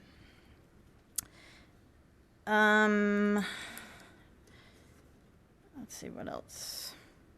I was curious, the correctional institutions of less than 100, or is there something, like, what does that mean? What would are there tiny little correctional institutions? And there are, and I don't have firsthand knowledge, but when the ICCS came through sometime back, there were some numbers bounced around at a couple of the hearings where they have smaller facilities in Denver and they're spread out. And so we were looking at a number, what might that number be? And so, yes, there are smaller correctional facilities in the city and county of Denver. I don't have that number off the top of my head. like 50 or like 8? It's not 100, but it's not 8. I think they're in the 50 to 70 person range versus the size of the facility that we have. So it's not, kind of a smaller facility. It's something that still would have an impact on a neighborhood. Okay. And then ADUs and height. It makes sense to me that you could put an ADU above the garage, just that's sort of like a traditional place to put it. I do think it's important that all of the setbacks and kinds of things that you would have for the house would apply. Also, I think that having this kind of setup for your mother is still a real reality. And I know in thinking about my own situation, my mother works in Bangladesh, and she has one child who lives in Lakewood. And property values are going up like crazy. And so to know that if we need a place for her to be able to live in Lakewood, we have this option that's a lot cheaper than buying another house in Lakewood, that means a lot to me.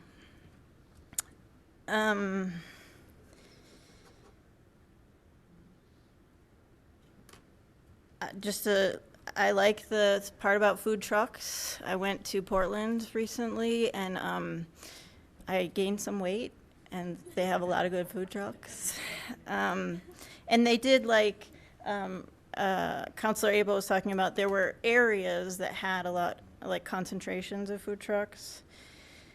I think it makes sense to put in a positive note for Airbnb and VRBO, these things. There are some valid concerns in the community, and it makes sense to talk about them. I love Airbnb, and I love those sites because they give you an opportunity to experience people's homes and places in a way that you don't when you're in a great big hotel. So it's also a way of welcoming people to Lakewood. And I think that that's really important, although, I mean, we do need to put parameters, but I also think it's something new that's happened with modern technology, and it's exciting. And then finally, goats. The point of the neutered male goat, I think, is to provide company to the other goat. And it's easier and actually has less impact than having another female. So that is the logic behind it. In terms of what is the appropriate size to require for goats, assuming that we're going to go beyond Counselor Johnson's advice, maybe we let people do whatever, but I think we need to look at what the people who care about miniature goats say, sorry, at what the people say about what is appropriate for raising a goat. And so maybe staff could come back with which groups say how big the enclosure should be, and we will go with that because none of us are like super experts on miniature goats. And I think that some of the concerns about making the space, well, first of all, there is a requirement for yard space in addition to housing space. How big is the yard space requirement? I can keep talking while you Just look it one up. moment, no, I'll look that up. But the other is that if we make the structure too big, it will be uglier. And I also think there might be issues with cold, that it might not be the best thing for the goats. That's what I have. All right. Counselor Royball. Oh, boy. I'm going to make this short and sweet. All my questions to you guys have been asked and answered. So, thank you. Wow, you were right. Ms. Vincent. I just have a couple of questions. One, what is a flicker sign? Like a sign waiver? How is that different from a non-flicker sign? Where they- What I was talking about in my comment was the first one was where they actually take the sign and they flip it like this. That's a flipper sign. And the flutter sign, or airs, I think it's got another name. It's a piece of fabric that's on a big, tall pole, and they flutter around one way or the other. Does that help you? Yeah, that Thank does. you. Thank you, because I was not understanding that. Article 5, you showed a site plan. Where was that located?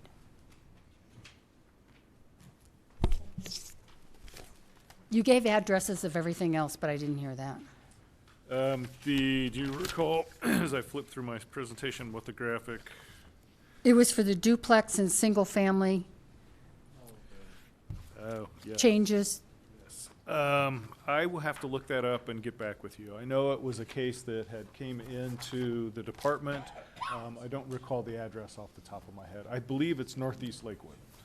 Okay, that's what I kind of assumed. So help me understand that. So right now, you have a certain requirement of the number of duplexes that need to go in? Not necessarily the unit type. So if you were to, you had a piece of property and there was no development on the property, and you were to come in with a project, I'm just going to use one example. The minimum density for that site is 10 units an acre. So if the site was 1 acre in size, you'd have to build a minimum of 10 units, and then you're in compliant. That's part of one of the zoning standards. What we have in Lakewood, if you look at some areas, there are some areas where there are single-family homes or duplexes on properties that are zoned for multifamily uses. And then when you apply this, so you have this existing home and you apply the density standards, if they choose not to tear down the home and redevelop the site, but they want to add units, is there a way for them to do that? And so what we're proposing is you can continue to add units to a particular lot, but you're not necessarily going to meet the minimum density requirement. So if you had a 1 acre site with a house and you wanted to keep some area for the house and add a couple more units, you could add 3, 4, or 5 units and not the other 9 that the zoning ordinance would actually require you to add. Okay, so that's actually taking into account then what I would say is a lot of lots that are probably in the northeast section of Lakewood that have a single family on them, but then they have a whole nother side lot, so they could do a duplex or something such as that without having to do 8 more or 9 more or whatever. Correct. Okay, perfect. And then I may not know either. These mini storages that you're talking about, is there some way to get their stuff up to the 2nd and 3rd floor? So the facilities are actually like these little technological marvels. They're multi-story. So typically you have a loading and unloading zone, and you can drive into the building a short distance. Okay. So you're out of the weather if it were to snow or rain, and then the units will vary by size, kind of depending on the demand of the market. You'll have limited access. There are keypads, there are elevators. So, and most of them, so in the loading zone, there's an elevator that'll get you up and down through the multiple stories. You'll still have to push something a distance to get in the facility. But yeah, they're very secure. They're conditioned space, so the temperature generally is the same all year as well. Thank you. I just need to be able to explain that to folks. And just one other little quick thing. I happen to represent what I consider a lot of very active members of the community in Ward 2. So I need to be able to go back because I think some of them were involved in this input into the zoning, to these zoning changes. How long was the process, and then what happened to get community input? Because here's what I find. We need community conversation. I have been to many meetings where we have 4, 5, 6 people show up until something goes and changes, and then they want a chance to input into what's already moved forward. So I'm going to need to go back to, I know more than 1 or 2 people, if this is stopped because we need more community conversation. So if you could just help me to be able to address that, how long did it take? How did you go out, and how did you solicit the information so I can communicate with them? I don't have exact numbers and figures of meetings. I do have a slide from a past presentation that has all that information in it, dates and times and the places we went. But the public, kind of the rewrite phase began in 2008. It was staff.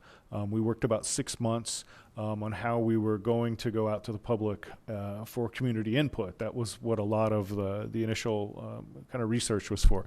So between 2009 and 2012, when the code was adopted, we went through a series of what we called community events. So we had a topic.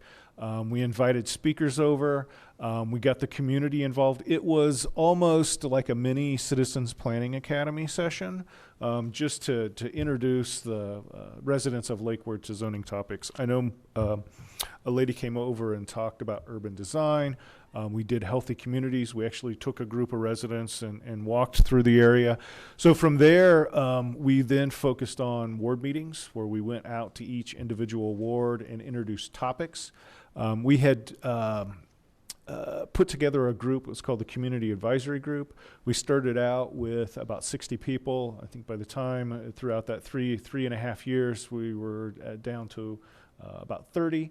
But a lot of different people continue to participate, and they helped too. So they went back to their neighborhood associations, their neighborhood groups, and kind of talked information. Several counselors at the time had invited us to ward meetings. We went there. If we had we went to all the business groups, I think, when we first started, and introduced to each business association the code changes and the schedule and so forth.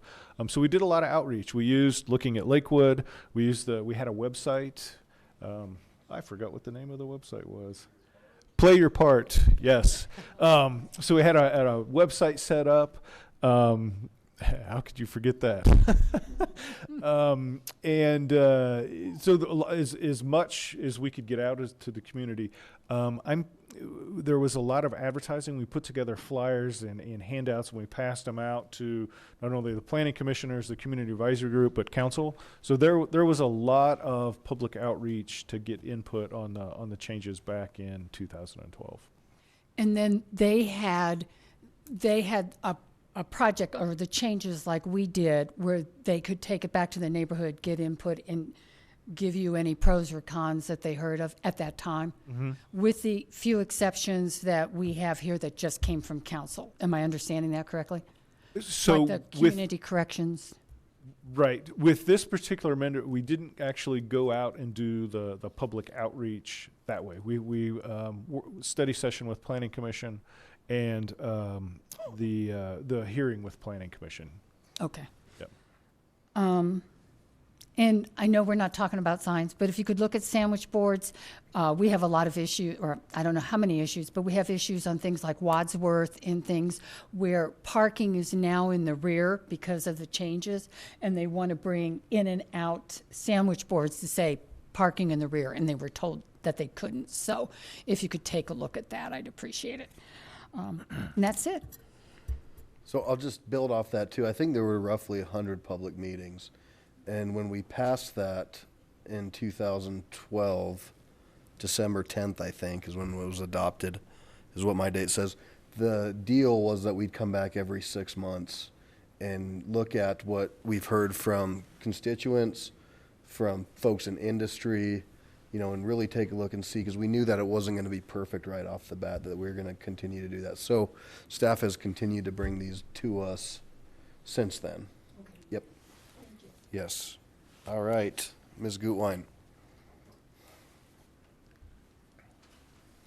Thank you. Well, first of all, I really appreciate all the hard work and this fine-tuning process that is annual or every... Okay, annual. And then also really appreciated Councilwoman Vincent's question about the process. Since I wasn't here at the time, it's a tremendous amount of work put in by the community. And then I just had a couple of questions and comments. Really appreciate the recycling standard getting added into the conversation in addition to the gardening update. And then with the food trucks, I'm also very excited about the food trucks. We've talked about that some, and just wanted to understand how will it work in terms of when they're allowed in public right of way, where would they be allowed? How is that?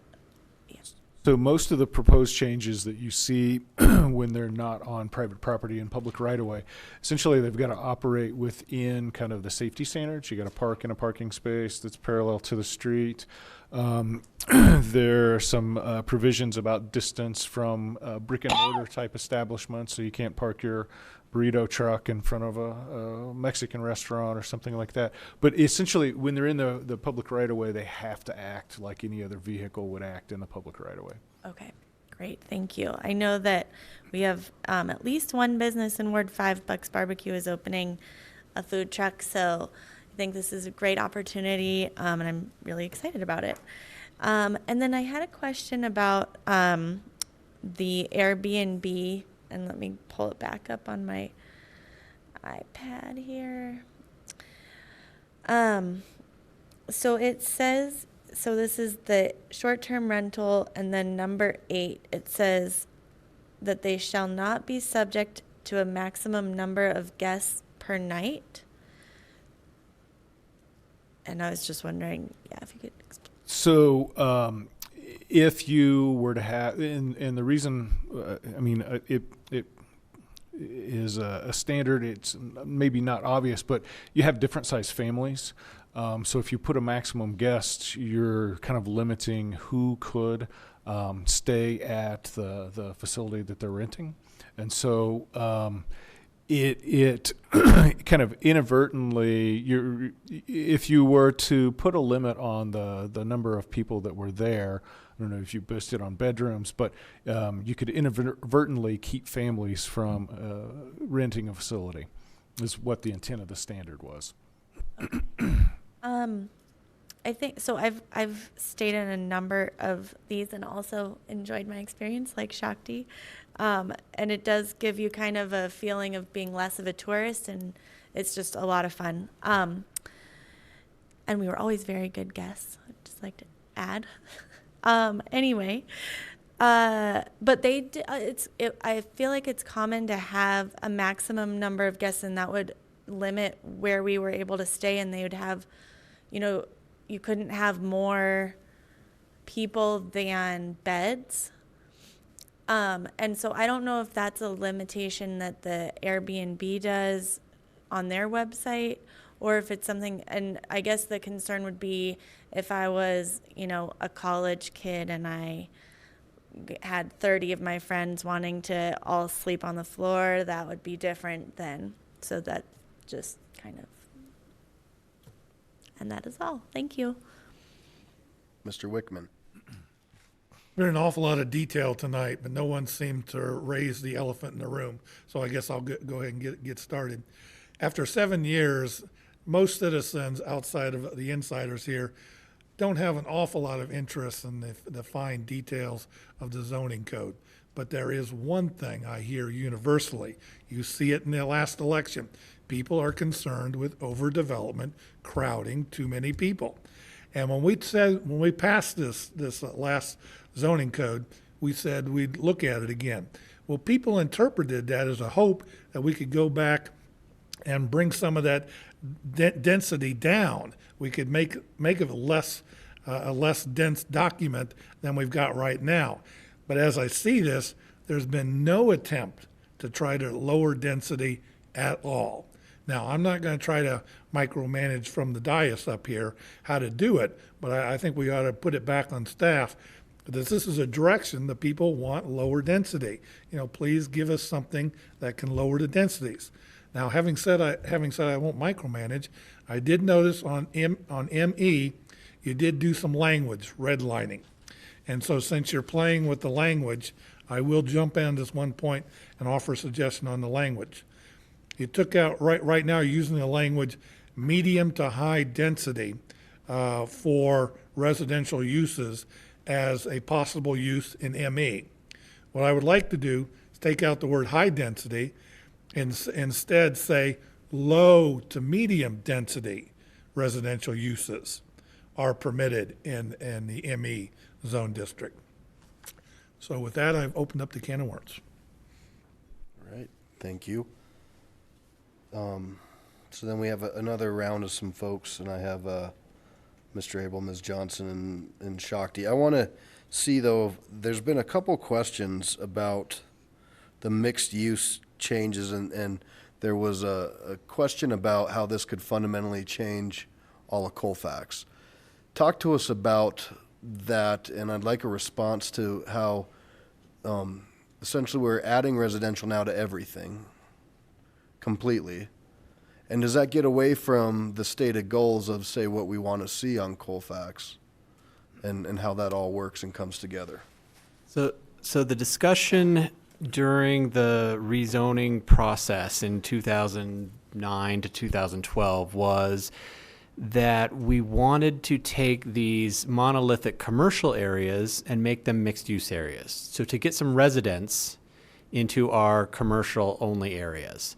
And in fact, do that as a way to accommodate the new population that was coming to Lakewood so they didn't increase the density in our residential areas, right? So in order to create mixed-use areas out of commercial areas, you have to add residents. And that doesn't mean you have to add residents plus commercial in each building. What these areas, Colfax, Union, all of these commercial-only areas, if our goal is indeed to make them mixed use, they don't need more commercial, they need more residential. And so the idea was to allow residential in these commercial zones as standalone and not, but to add residential to these zones. I don't think the goal is to have residential on every property. Never was, but right now we have commercial on every property, and the goal was to mix that up. So to that point, because I mean, that's the old adage, live, work, play, right? That's what we're starting to see on our eastern edge of Colfax, and that's why we've continually kind of had a food desert, is there haven't been the rooftops to push the commercial development. But how do we make sure that we're finding that balance to where if we are bringing in those rooftops, we ensure that there's still plenty of opportunity for commercial? Well, we're not anywhere near the point where we're running out of commercial space, right? We've got far more commercial space along Colfax, along everywhere else than we can fill right now. So there may come a point where we have enough residences to fill up all our commercial spaces, but that's not a problem that we have. And so that's another thing that we'll see with our housing study upon completion, is that'll help us understand that. But if I am looking at Colfax right now, all the residential is already allowed, correct, along the corridor? It is as of 2012. Okay. So this wouldn't be fundamentally changing West Colfax through an alteration of language, because that's transit zoning. The only thing that we're adding the residential aspect to is employment. Well, actually, tinkering with the language in the mixed-use descriptions doesn't change anything about what's allowed anywhere. The use permissions are in Article 4. Article 4. This is just trying to clear up confusion that people have about what we mean by these districts. And that's critical, I guess, that's something maybe we didn't pay enough attention to. Yeah, I think Article 4 is all of it's the charts that show permitted uses across the board. yeah, and I think it's on us that we didn't put enough thought into how to describe those zones, and we needed to describe them in a better way. Okay. Mr. Abel. On that note, hundreds of hours went into compiling the current definitions. The definition again of mixed use: a single building containing more than one type of land use, or a single development of more than one building in use, where the different types of land use are in close proximity and planned as a complementary whole. That is very clear. That's the intent of the mixed-use district that was put together by dozens of community members, hundreds of hours of community meetings. And how much outreach did we do on this current amendment? Specific public outreach, it was the Planning Commission study session. Planning Commission's not the public. Thank you. And along that line, we also in this amendment want to change the wording on variances and waivers. And I understand that. I see no problem with the change in language. However, the way we apply these variances and waivers is through an administrative decision. In the charter, Article 9, Planning and Zoning, 9.1E, there is hereby established a Board of Adjustment, which shall have the following duties and responsibilities. The Board of Adjustment is the Planning Commission in another guise. It shall have the following duties and responsibilities. Number 2, to vary or modify the application of the regulations or provisions of any such ordinance relating to the construction or alteration of buildings and structures where there are practical difficulties or unnecessary hardships.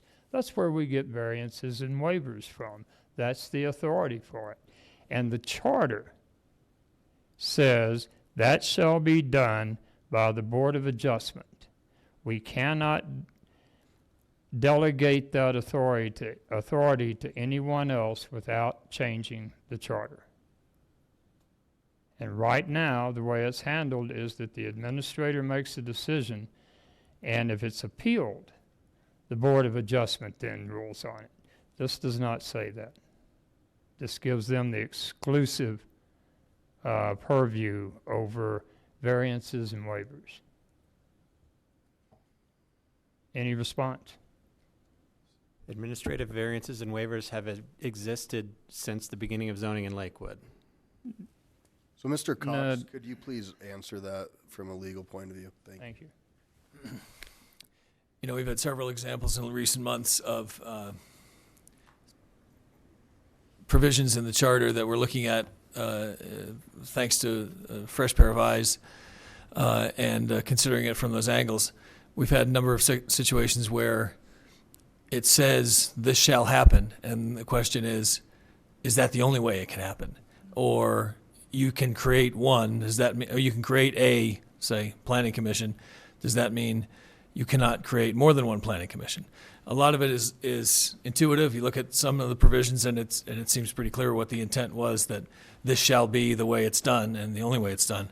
I suspect that when minor variances were initially allowed in Lakewood, it was done with the idea that the charter doesn't say no variances shall be granted by anybody other than the Board of Adjustment, or the Board of Adjustment shall have exclusive authority over variances. And that's not an illegitimate interpretation to say there's no provision excluding any other method of granting variances. So we look at each one as they're brought up, and we've made some changes recently because of requests to look at those provisions. And we try to adhere to those provisions, but sometimes language is subject to more than one interpretation, and you take your best shot at what makes sense for the interpretation. I'll be more than happy to diagram this sentence for you to show that there's no other interpretation. It says that is the duty. It shall have the following duties and responsibilities. I think the charter also says the Planning Commission shall have the duty to review the master plan and to make recommendations on land use cases. And then the charter goes on to say, but you can create a zoning commission for that purpose. That didn't say you can't have anybody else do it, and this doesn't say you can't have anybody else do it. It says their duty is to grant variances. Arguably, there could be another way of granting certain types of variances. I'm speculating as to what the interpreters of the charter did back in the early days, but that's one possibility. You're right about the zoning commission. It says you can do that. This does not say you can let someone else take these duties. I don't want to debate with you, but we could go on all night. There are examples of a number of things that we now do that have no real authority behind them. Sometimes, somewhere back, for instance, we can't we can't create another planning commission. I think you've agreed with me on that. Somewhere along the line, we had a planning commission proposed, and it would have slipped through the cracks if somebody hadn't noticed it and this provision. So I believe there are a number of things over the years that have slipped through the cracks that have gone into ordinance despite charter provisions and have just become kind of, oh, that's the way we do things. But the charter is very specific, and I would appreciate that anytime we get an opinion on the charter that we refer to the notes, the minutes, and the recordings of the meetings of the Charter Commission in which these things were brought up. That can clarify a lot. That can happen. All I can tell you about the past interpretations and the way things evolve over time is that the charter is a very concise document. It doesn't say a lot about a lot of things. It says little about a number of things. And if you take the strict interpretation approach, which is one valid approach, there are a lot of things that won't get done very easily. If you're waiting, if there's something that needs to be done in the opinion of the council, but we need a vote of the people to make the change to the charter to make that happen, that's a slow way of the wheels of government turning. So I think there are places where there's room for interpretation, and that's the way it works, because otherwise there'd be a lot of situations where we'd say, well, that can't happen. Let's go back to the voters this fall. If there's a legitimate alternative and it's not challenged, then that becomes the way things are done. And I think that's true in every city. That makes the charter a suggestion instead of a guiding No, document. not at all, Counselor. When the charter is explicit, that's the way it's interpreted. When there's room for interpretation, I think, and again, I'm not making interpretations about any particular provision, just that's how it's come to be over the years. These words are very clear. Okay, it's 9:25. I'm going to take a break until 9:30, and we'll come back. Thank you.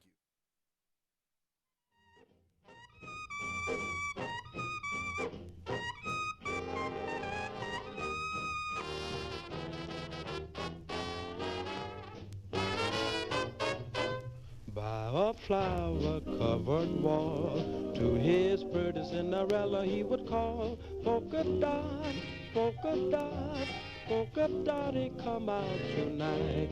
Neath her window he'd begin with a serenade upon a mandolin. Polka dot, polka dot, polka dotty, come out tonight.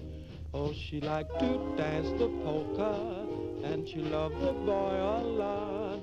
They were married, and I heard they've got the cutest little polka dot. Someday someone's gonna call on this little lady by the garden wall. Polka dot, polka dot, polka dotty, come out tonight.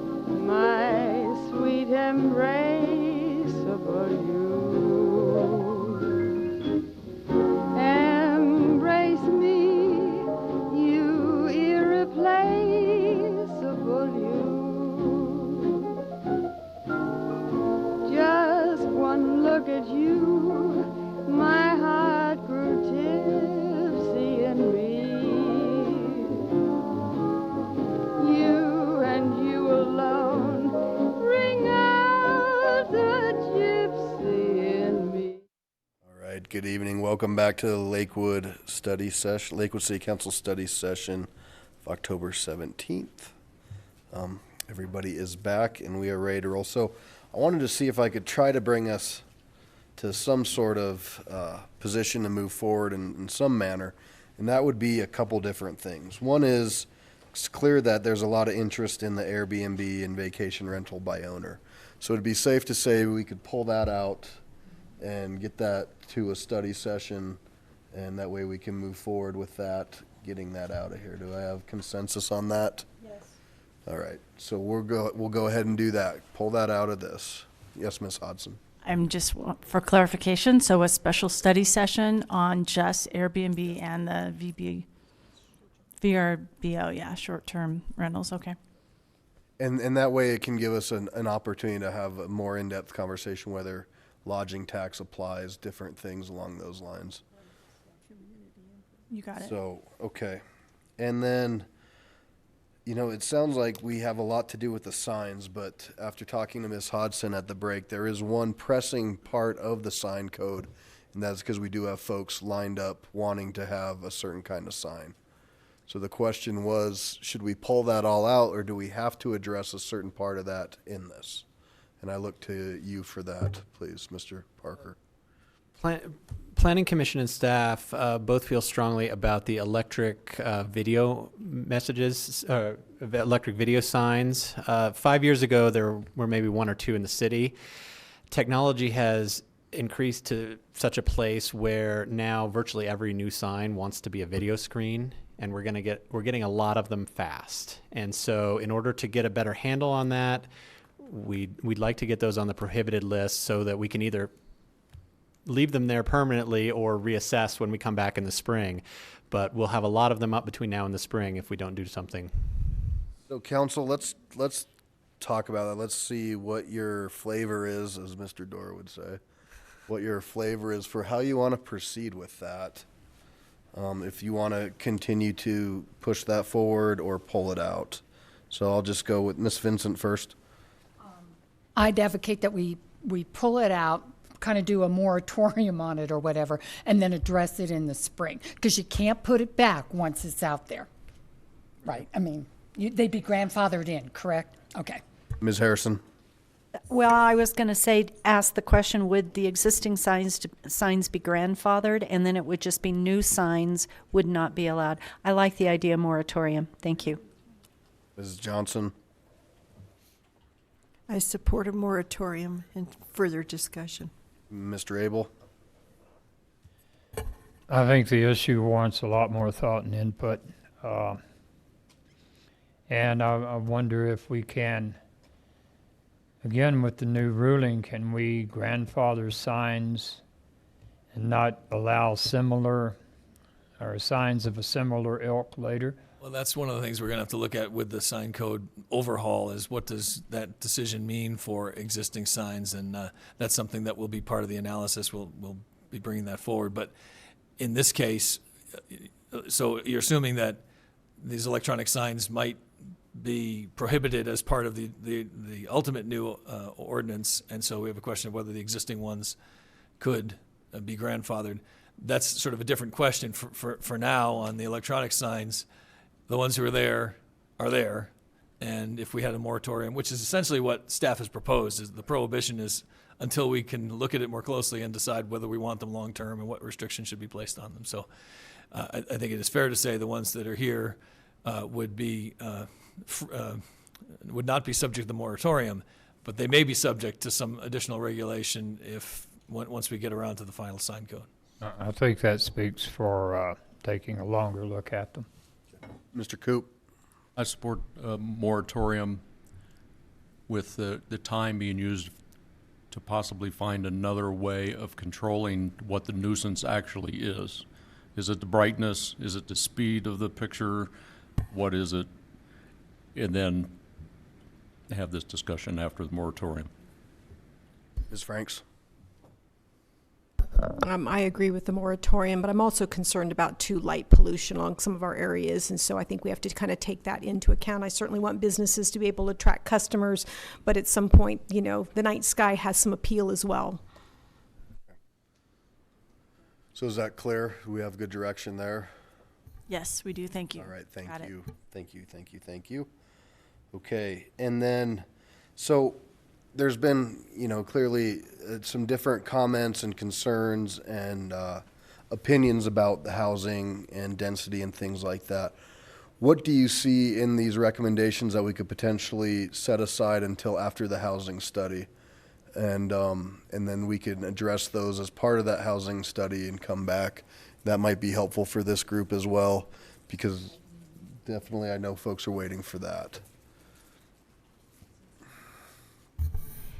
Thank you. It is anticipated that the housing study will address parking needs for each of the different housing products, if you will. So there were several comments about parking, and that would be something that we would address in a more comprehensive way with the housing study. You asked for that at the retreat, so that was factored into the housing study element. Ms. Franks?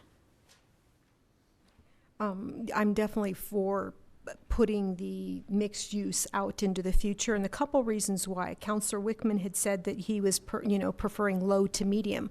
Well, what does that do to people who are already in negotiations to sell land? We certainly have to understand what that means for them. Also, I still am unclear about what we mean by a district, because again, the property that I was talking about a couple months ago is a standalone MES, and it's still very unclear what that means when it's adjacent to other ones. I think we have a whole lot more to do. We need to educate people. People need to understand what it is that is possible, the full range of things, rather than this vision that they may have gotten mistakenly or otherwise, but there is no consensus about what those things mean. The language, in my view, is very clear, and I want a chance to really dig in and dive into that with the benefit of the citizens who are striving so hard for low density to maintain their quality of life, and as me as well. I moved to the area for a particular reason, and it seems like everything is just making it a place that I didn't choose, and I want to find a way to stay here and live in a place where it has that charm and appeal while still catering to what we need to do for the future. Mr. Cox, did you want to touch on that? I just, a quick response on the subject of how to handle a standalone property. That is a concern in every city, because you can map it out and say, this is going to be mixed-use employment, this is going to be mixed-use residential, this is going to be mixed-use whatever. But there's always the possibility to change the zoning upon the application of an owner to say, I like this zone district over here. These uses and these standards work well for what I want to do on this lot, and I think it's compatible with what's around it. So it has to go through you, but that's one way that you end up in that situation. You can start out with nice, neat districts, and you end up with more of a mishmash over time, an extended period of time, because you don't see that many rezoning cases. But that is a concern, how you fit the needs of a district into a single property. So with that said, and with the concerns that I'm hearing, where do we, I'm looking for help here. Can we pull that out? But there is one thing though, even if we pulled this language suggestion out and wait for the housing study, we still have the tables, and the tables were approved, to Councilor Abel's point about the community process. Those were done in the community process. The allowable uses are not changing at all. Am I correct? Correct. So it's just more of the description to try to be more direct, and maybe that description, to Ms. Frank's point of view, isn't getting us to where we need to be. However, I don't want to set a false precedent and say that somehow because we pull this, things are different. They're not. Nothing's changed in section 4, which lists all of the uses and what's allowed and where. Correct. Okay. Correct. So I'm not getting anywhere, but I'm spinning my wheels. So hold on, Ms. Hodson, do you have May I just suggest that this is a study session, and we still have first and second reading. And I was going to make the point that the first reading has been scheduled for November 14th. There isn't anything hard and firm about that. If we want more time, we can absolutely take that. And in the meantime, can work on some of these issues that you described, like better describing the MEUs. So it's up to you. There's no magic about November 14th for first reading. We have plenty of time, and we can have, and you can have, continued conversations with your constituents in the community. So I have, oh my goodness, Ms. Johnson, Mr. Abel, Ms. Shakti, and Ms. Harrison. Thank you, Kathy. I like that suggestion because the second reading puts us into December, doesn't it? It's really up to you when you want to schedule it, but you're right. If you would like to wait until the first of the year and take that time, come November, we get into the holidays. People are here and there and busy and otherwise distracted. So we can push this if you'd like. There isn't anything magic about the date. For clarification, though, pulling all this language pertaining to mixed MEU and things like that, right? Because what I'm hearing, though, we still do have some concerns with the signage and but the process still would send this back to Planning Commission and then back to us again. So we're looking at the first year no matter what. It depends on what you pull. There were only a couple things in here that Planning Commission hasn't seen, one of which is the mixed-use definitions. Okay, so if that was pulled, what else haven't they seen? Correctional facilities. Okay. But on the other hand, there's nothing that prevents council from amending what they've heard. So Planning Commission doesn't have to hear correctional facilities if you choose to amend to add it. You can choose to amend their recommendation to add it in. So my suggestion to the group would be let's pull that part out and we can have a longer conversation about that language and all things that encompass. And I have people who'd like to speak to that. Mr. Abel.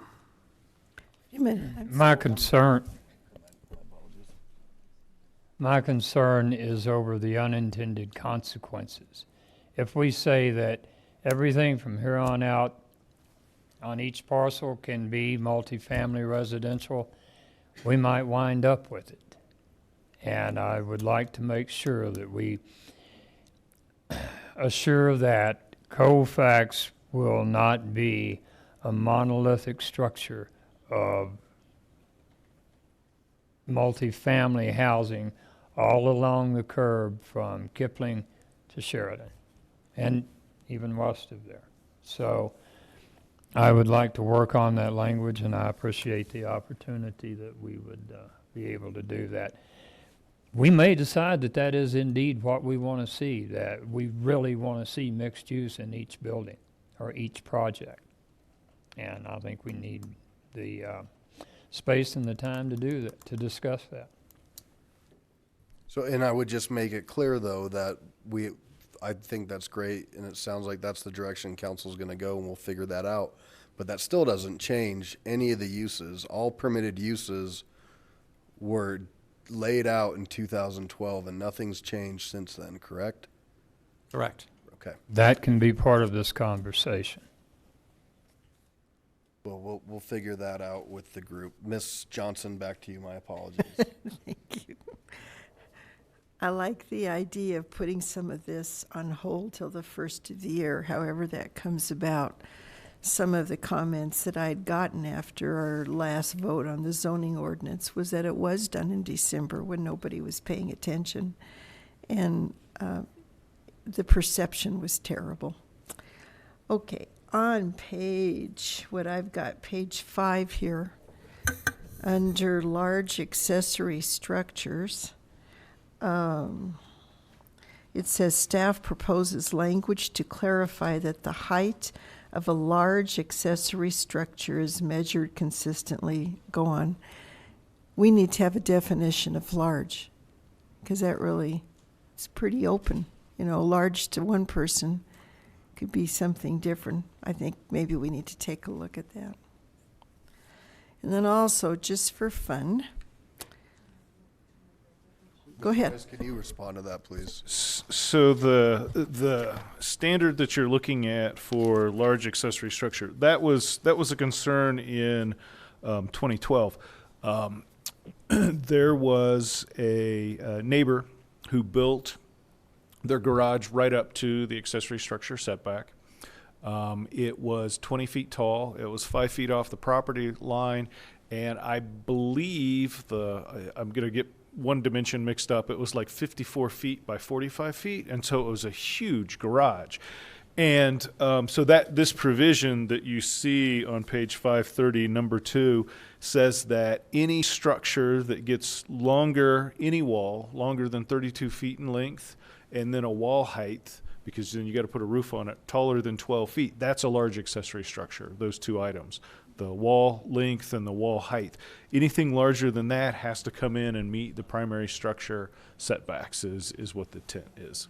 Okay, I don't know if we need language that says to refer to that, because this is right at the beginning of the document that you sent, and on my instrument here, it's page 5, it says, under large accessory structures, section 17.5.5.1. You're referring to the memo? Yeah. Okay, yeah. okay. But that section just- that we're referred to is the section that has that information. Gotcha. Just for fun, a couple of months ago, in the Westward, of all things, there was an article, Building Community, and there was just one sentence in here that really jumped out at me. It said, the director of Denver Community Planning and Development notes that neighborhoods in the city that have a formal design review committee have more control over what a finished project will look like. Whether a design review committee in place, his department has to approve a project, even if it means the zoning code, even if it meets the zoning code and makes it through the site plan review process, regardless of what it looks like. You know what? There's some value to that kind of committee where people have oversight, and I don't think that they're part of the city. Just a thought, throwing that out. Ms. Gutwein, we kind of got a little bit derailed. I was trying to get us to some consensus. Is your comment about where we were going with language pertaining to the mixed-use districts? Yes. Okay. Just wanted to offer kind of an alternate perspective. I'm fine with pulling that language. I understand that it doesn't actually change any of the rules in the document. And I support continually fine-tuning this, but I do also support the general intent that the community came up with, and that is of the mixed use, adding walkability, transit-oriented development. Those are things that I've talked about a lot in the community, and that there is a considerable amount of community support for. Thank you. So let me then suggest this, since there's some folks that would like to not only see that language, maybe dig deeper into the different uses in the different areas. I would say we do this all as part of the housing study, because that's gonna give the opportunity to really look holistically at probably the whole city in different ways, more so than just looking at a paragraph. I'll get to that. I mean, is that acceptable to, so talk to me. Well, it's something, so here's how it would look. So we want to talk about the different uses, or there's two different things that I hear. One is just the description. There's a disconnect with the description, and it's not as clear to maybe the average citizen as to what is what. But then we have a whole section that has charts that shows allowable. Well, if we wait till the housing study, and the housing study comes back and says, maybe you should tweak it this way, or maybe you should tweak it that way, then that's going to create us a need for us to look at that chart and change potential uses. So it would be more, I think it'd be more feasible to look at it all at the same time, and to wrap these concerns that we have up here into what we find out from the housing study, to be able to say, oh, maybe we're overprescribed in this area and this isn't a good use, or maybe it is and it just feels like it's not. Yep. We can make that work. Now, is that something that is that somewhere that this council would like to see us address that? Yes, Ms. Shakti.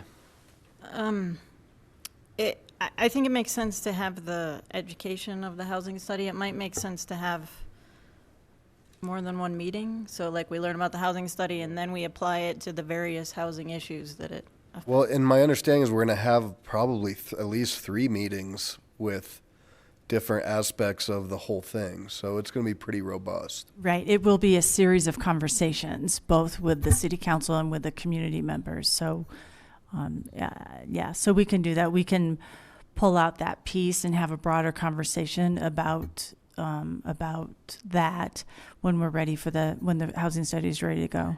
'Cause my understanding is they're going to come back with recommendations anyways, right? As to things that we might have, things that we might not have. So that would mean that we might have to look at some properties, or might have to look at some of the areas that we have in the city already prescribed. That's right. That's right. Makes sense, sir. Okay. So do I have consensus on that piece? All right. Yes. So we have consensus there. So that'll come out. We'll do the Airbnb, and then the sign, we'll keep that one in. And in essence of time, is it okay not to send back to Planning Commission? Because the only other issue that Planning Commission did not see was the correctional question, which I think council and I think some of those folks wanted to see us deal with that anyways. Is that okay? Yes. Do I see an okay? What are we sending to planning? So right now, nothing, because they've seen everything except for the correctional. I'm not sure, but let's Okay. double check Go ahead. that they've seen everything but the correctional, but yeah. Certainly the mixed use and the correctional were 2 things that that had come after, but we'll, if you give us a Okay. double check. Yep, Mr. Abel? Well, if we're breaking mixed use out, then that was the other thing I wanted to see go to Planning Commission. I'd like to I would like to fill the Planning Commission out on the mixed use language as well before we get to that. As a couple of commissioners have expressed concern. Okay, so then while you're checking, I'm gonna go through with council some of the other things I heard. So there was some conversation about the goat should have 10 square feet or 30 square feet. Is there an appetite to really drill in on this, or just go with the staff recommendation? All right, so we'll stick with your recommendation on the goat house.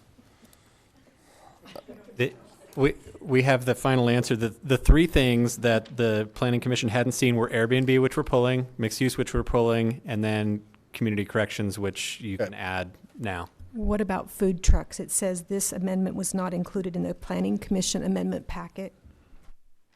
It's also not a change to the zoning. That is the one thing that's a change. It's a municipal code change.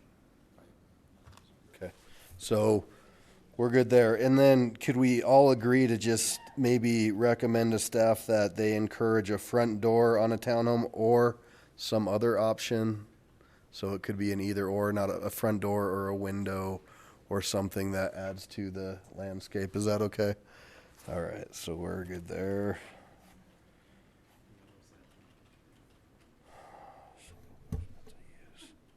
Okay, so that brings us down to group homes. And, oh yeah, before we go to group homes, ADU height. And there's been some direction as to some folks don't want to see that go forward, some folks don't. So we need to have a conversation about that. And I would say right now, if we allow a 30-foot home, I think a step down to 25 feet is what we're proposing, up from 20, or going up to 20 feet. The residential height is 35 feet, so your house can go to 35 feet. We're proposing that the ADU could be built to 30 feet. And currently it can be built to? 20. Okay, so another 10 feet. All right. So I personally support that at this point, and would support pushing that forward to a public hearing. And I entertain any kind of conversation from anybody else. Okay. So I'm looking around. No, I'm looking to say, do people want to see that in there or see it remain at 20? Okay. Okay. Ms. Harrison? I think I'd like to keep it at 20, because number one, we don't have very many ADUs applied for in the city anyway. So until we would see a lot of activity on ADUs, then I think we could consider increasing it to 30. But I see no reason, if the reason to increase ADUs, I mean, the height of the ADU is to create use. I'm not sure I'm buying the idea of the use because it's not happening. That's fair. Could we get could you respond to that, or how this came about? Just to be aware, the reason it came about is because when people had applied to do it above the garage, 20 feet wasn't enough space. So if you want ADUs above garages, we need more than 20 feet. If you don't, then we can leave it at 20. That's what it comes down to. Mr. Coop? I would personally like to see it remain at 20 feet, but I would like to throw out an idea to council that was brought up the first time this came around, and that is, would going up to 30 feet over top of a garage be more appropriate if it was attached to the primary dwelling? So I'd like to throw that out there for conversation. Just to add on to that, if it's attached to the dwelling, it can go up to 35. Okay. Because it's part of the house. Mm-hmm. Okay. Does that answer your question, Mr. Coop? So if it is attached, that it already has those. Oh, but it's attached. The question is,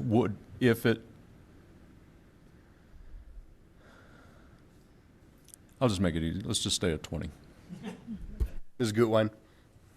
Okay, so if it is attached, it can go up to 35. So if it's not attached, then why does adding it to 25 allow you to do it above the garage?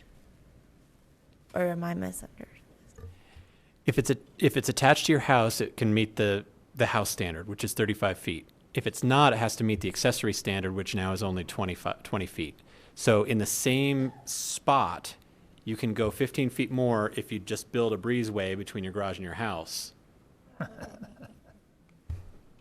We're basically forcing people to connect their garage and their house to do an ADU. So we're talking about non-attached garages. Detached garages. Detached garages. Okay. All right. So I have Ms. Shakti, Mr. Abel, Ms. Harrison, Mr. Coop. Does it make sense at all to say you can only do 30 feet over the garage, but a different ADU, well, you'd have to do 20 feet? But that would solve the problem that we're having. Could you repeat that? I guess I didn't understand that suggestion. So the need for to be able to build taller is because people want to build on top of their garage. That doesn't mean we need to allow all the ADUs to be 30 feet. So we could just do it for if they're on top of the garage. That's interesting. So it wouldn't be every ADU, just the ones on the garage. Okay. So that's an option on detached. Mr. Abel? That was the point I was going to make. We can use 35 feet on attached garages, 30 feet on detached garages, and that's been a tradition of decades and decades, that if you have a garage, you put a place for your kids up there so they don't wake you up every morning or every night. Ms. Harrison and Mr. Coop. Just a quick question. On an ADU, they were required to have a separate water tap and separate electrical, correct? It's up to the water districts, but that's generally the case. So if it's just a garage and it has electrical, it will still, and they wanted to make an actual rental unit, they've also got to buy a separate water tap. Generally. And that's kind of why we're not seeing a lot of activity in it, correct? Because it's about $10,000 to $50,000, depending on which water district you're talking about, correct? It's an investment. Okay, thank you. Mr. Coop? I get a clarification, or whatever I just said. Okay, if it's attached, does it stop and you build an attached garage with living space up above it? If it's attached, does it stop being classified an ADU and just a add on to your house or remodel? Well, we do have ADU regulations for within the house. If it's a separate entrance, if it's a separate unit, it is still an ADU, and we have requirements like no more than 700 feet and some different things. 700 square feet. So this addition, and we keep saying over a garage, but would that still have the 700-foot limit? Yes. Mr. Coop, the idea being that you can build an ADU on top of a garage attached to the house, and it could be the same height as the house, because it could also be converted to a non-ADU at some point, and then they're entitled to have it at the same height as the house too. So there's that flexibility, but it has to meet the standards to be an ADU. But either way, it's still part of the main structure. Yeah, thank you. Ms. Gutwein and Ms. Shakti. I was just going to say I support the suggestion with the detached garage. Thank you, Ms. Shakti. I just wanted to add. You're still off. A 700-foot, 30-foot tall structure is kind of funny. Like, would you have like a 300-foot two-story or a 150-foot three-story? Just the ADU itself. Right, I understand it. So that's why it makes sense on top of a garage. The truth is, it might not make any sense if it wasn't on top of a garage anyway. That's another problem that we have when people have an 800 square foot basement that they want to convert into an ADU, and we have to make them wall off 100 square feet of it. We do have that problem too. But we didn't want to come and ask for larger ADUs. That seems pretty ridiculous. Maybe you should ask us about that at some point. We'll bring that back next year. All right, so just remember, I mean, this still has hearings and all that good stuff. So we're just directing staff to get this moving forward. So is there appetite to see it go forward with just the garage suggestion? Okay, I'm seeing a majority with just yes. Is that clear? We good? Of a detached, yes. 30 feet, only on a garage. Detached, yes. Yes, okay. All right. Mr. Cox, group homes. What would you like to know? Well, you know, and there's some new folks on council. There's some folks who followed this closely when they weren't on council, but there's a lot of different moving parts, and I think that's why Mr. Rice kept it off. So we've heard some concerns about waste, which I think is legit, and we've seen some pictures that weren't very cool. We've heard some things about parking, and my understanding with the parking is you are limited because you can't treat it different than a regular house, but it sounds like there might be an opportunity. And I guess, would this be a study session or an opportunity for everybody to get caught up on group homes and the why and what? Yeah, I think when we've addressed it in the past, it's clear that there's a lot of misinformation, misunderstanding, and it's worthy of its own discussion. So if there had been any proposal to change the group homes, we probably would have said, let's pull that out and do it separately anyway, especially with a new council. But in summary form, the restriction that we are always battling against is the federal government's view that a group home is a family home, is a single family residence in the eyes of the federal law. So you can't treat it any differently by having more strict standards. It is, despite appearances to the people who might live around it, in the eyes of the federal law, it's not a business. People are making money off of these homes, of course, because they operate companies that have multiple homes, and they can be profitable. But that, in the eyes of the federal law, they are not businesses, they're single-family residences. And just as you wouldn't have a community notification and a public hearing to decide whether the Smiths can move in down the street, you're not supposed to have those kinds of requirements imposed on group homes. The difficulty is the courts have not been as precise in defining the boundaries of what is and what is not a Federal Fair Housing Act protected group home. So the numbers come out of court cases. There's a court that says, yeah, the limit of this many is legitimate. Other courts have said that the ability to create separation between homes is legitimate, while other courts have said that's not, because you wouldn't do that to single-family homes either. So that's always the difficulty we're up against. The last time we went through this, we brought in someone I consider an expert, Larry Berkowitz, who's worked on both sides of the industry, and the municipal side and the industry side. And we talked about these very things and answered a lot of questions. And still, when it was all said and done, the council had decided to not take a couple of recommendations, saying we're willing to take the heat if it comes to that, and it hasn't. But there are some provisions in our code today that some would say are problematic. But to get into that and be able to explain what you can and can't do to the extent we know what you can and can't do, I think it does require a full-blown discussion. Ms. Hodson? You know, we do have this housing study coming, and there are concerns around group homes as it relates to parking, trash, behaviors, etc. Whether we can do anything or not, we can certainly have the conversation. Part of that might be educational in nature, and then you know, we can revisit the conversation around what other cities are doing and what you may want to do. So my recommendation is to set some time aside during the housing study results to talk about group homes. Thank you. Mr. Abel? I was going to engage in conversation about some points Mr. Cox made, but if we're going to put this down the road and have a separate conversation, then I will save those remarks for that conversation. Council? And I do think we need that larger discussion. So I'm getting a lot of yeses on okay. So we'll do that as well.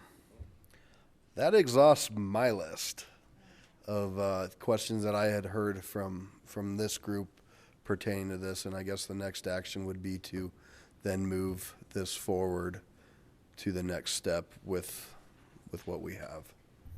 Ms. Vincent and Ms. Shakti. We had a question about the chickens, you know, and taking a day off. A question came up about what happens during a holiday with the chickens. Just thought I'd throw that in for some levity. Thank you for... I think it depends on whether it's a federally protected coop or not. Are you federally protected, coop? It's open season on me every day of the year. All right, Ms. Shakti. I guess I would just ask staff if there were any other elements where you felt directed by one member of council, if you could tell us what they were so we could consider them as a full council.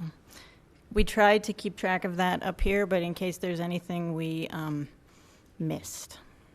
Can I address that? And we haven't talked about this, but as the meeting's gone on, I've been thinking about it, whether we had to engage in any kind of consensus voting to decide whether to pursue or allow pursuit of a particular council member's suggestion. I think there were a number of those individual suggestions made, and it would take us another probably couple of hours to go through the notes and say, okay, how does everybody feel about this one? I think the point is that the issues have been raised. The people who raised them, or anybody else, can raise them again during the hearing process. We've identified the things that need more discussion, and they've been culled out for that purpose. But I think, especially if we're going to have more lead time than normal into the first reading, that we engage in that discussion at the first reading. You've had the chance to hear each other, and people can bring those things back up at the next hearing, the second reading of the ordinance, of course, unless folks saw it differently. And I guess what I would say is, I mean, there are things that staff, in a conversation with staff, one of us might have a good idea, and it's in their prerogative, your prerogative, to just do it anyway. So you don't need to ask all of us, and you can just do it because it's a good idea and it's in the bounds of what you do anyway. So it makes sense to do that and not come back and ask us. It also makes sense if you're just looking at, okay, what makes sense for more conversation, and that's fine. I think it's if there's something where you feel directed to do stuff, to research or to do stuff, then we don't want to let anything fall through the cracks by not considering as a council whether that's worth your effort. So I'm just asking for your help in keeping track of all of that. Thank you. We will do that and make sure that any of those kind of requests come back to the full group. Mr. Abel. I think the mayor did a fine job of keeping those individual requests out of the mix, and we have our consensus on a list of consensus items, and I'd like to say to staff that I appreciate all the effort they put into this too. We may see things a little bit differently, but you did a bang-up job of considering everything and of making it clear that this is a matter for council to decide, and that your input, I want you to know your input's very valuable. Thank you. Well said. I would definitely second that. I appreciate the conversation and the dialogue tonight from you all, and kind of helping us as well. It was good information, so thank you. Mr. Parker? Can I just get some clarity? I want to set expectations for what you'll see back from us. So in the next round of amendments, we will pull short-term rentals out, and you will see that as a separate conversation. We will pull the mixed-use language out. You'll see that as a separate conversation. Group homes already aren't in, but that'll be a third conversation. We'll make the language changes on ADUs. Signs, I didn't get a good note about what happens with signs. So we are going forth with the recommendation as to the kind of the moratorium on The video electronic Video. signs. And other stuff will come out for later? yes. Okay. And that could very well be a topic for later too, is the video signs. Sure. I think Sure, that's- absolutely, absolutely. Okay, that's all out of my list. All right. And there's- Anything else on this subject? Yes, there is one more thing. So about scheduling the first hearing. We have it scheduled for November 14th, it sounds like, or I'd like to test the group. Mayor, if you would, please. Should we do the first reading after the first of the year? Well, I'm getting a yes, but I guess where I would lean is I would do this business as usual, in that I think we pulled out some of the things that were what we feel are most controversial and need more attention, whereas it sounds like some more what we're going forward with are more routine and more geared towards this. So I would recommend that we go forward as business as usual with the first reading on the 14th. So I'm looking around. I don't have a good consensus. I got two people, and then so. Ms. Harrison? I guess we will have public comment on first reading. We will also have public. No. No public comment. So if we had first reading November 14th, would we be on guideline to have it 2 weeks later and have second reading? That's typically what we do. I can look at a calendar real quick. November 28th. Yeah, November 20, I think that's, So it'd be the first week in December probably, because wouldn't that make it Thanksgiving week? So it would be December 12th. is that right, Margie? December 12th? So that's about a month Second in reading. between. I don't know about the rest of you, but I'm kind of okay with the mundane parts that we talked about here, and we've taken out the hot topics. So I'm okay with and we've got about a month in there to go back and talk with our people. So I'm okay with that if you guys are okay. All right, so November 14th, and then we'll have second reading on December 12th. Thank you. Thank you. Okay, anything else on that subject? All right, so I'll open up public comment for the end of this. You stay here. Come talk here. Actually, I do have some comments, Okay. but I will bring them to the proper discussion. Okay, I have comments from the public. great, thank you. All right, reports. I do not have one this evening. Ms. Johnson? No report. Ms. Shakti? We have a ward meeting on Saturday, and a representative from the Sheridan Water and Sanitation District will be there to answer questions in addition to the rest of the meeting. Come make comments on the bike master plan.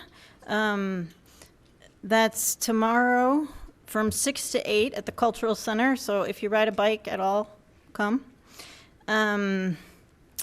Drug Take-Back Day is Saturday from 10 to 2 at the Public Safety Building. There's the movie about architecture, American architecture at the Cultural Center, Tuesday from 12 to 1. And then just save the date next week, the Sustainable Neighborhoods, Excel Energy, and then with support from Ace Hardware down at Jewel, is holding an energy workshop, so to help you figure out how to save energy, and it's at Caution Brewery from 6 to 8 on Wednesday, the 26th. Okay. Mr. Wickman. No report. Ms. Vincent. Thank you for indulging me on my chicken holiday question, and I have no report. Mr. Royball. I think it's already been said. Thank you. Ms. Harrison. I just want to thank Larry Dorr, our finance director, came and spoke to Ward 5, and I'll tell you, he does such a fantastic job of making the budget come alive. I have to tell him thank you very much, and the people of Ward 5 really enjoyed it and stood and asked question after question after question, so he did a fantastic job. Thank you. Mr. Abel. No report. Mr. Coop. Ms. Franks. Ms. Gutwein. Margie. Ms. Hodson. Mr. Cox. Do you want to do yours?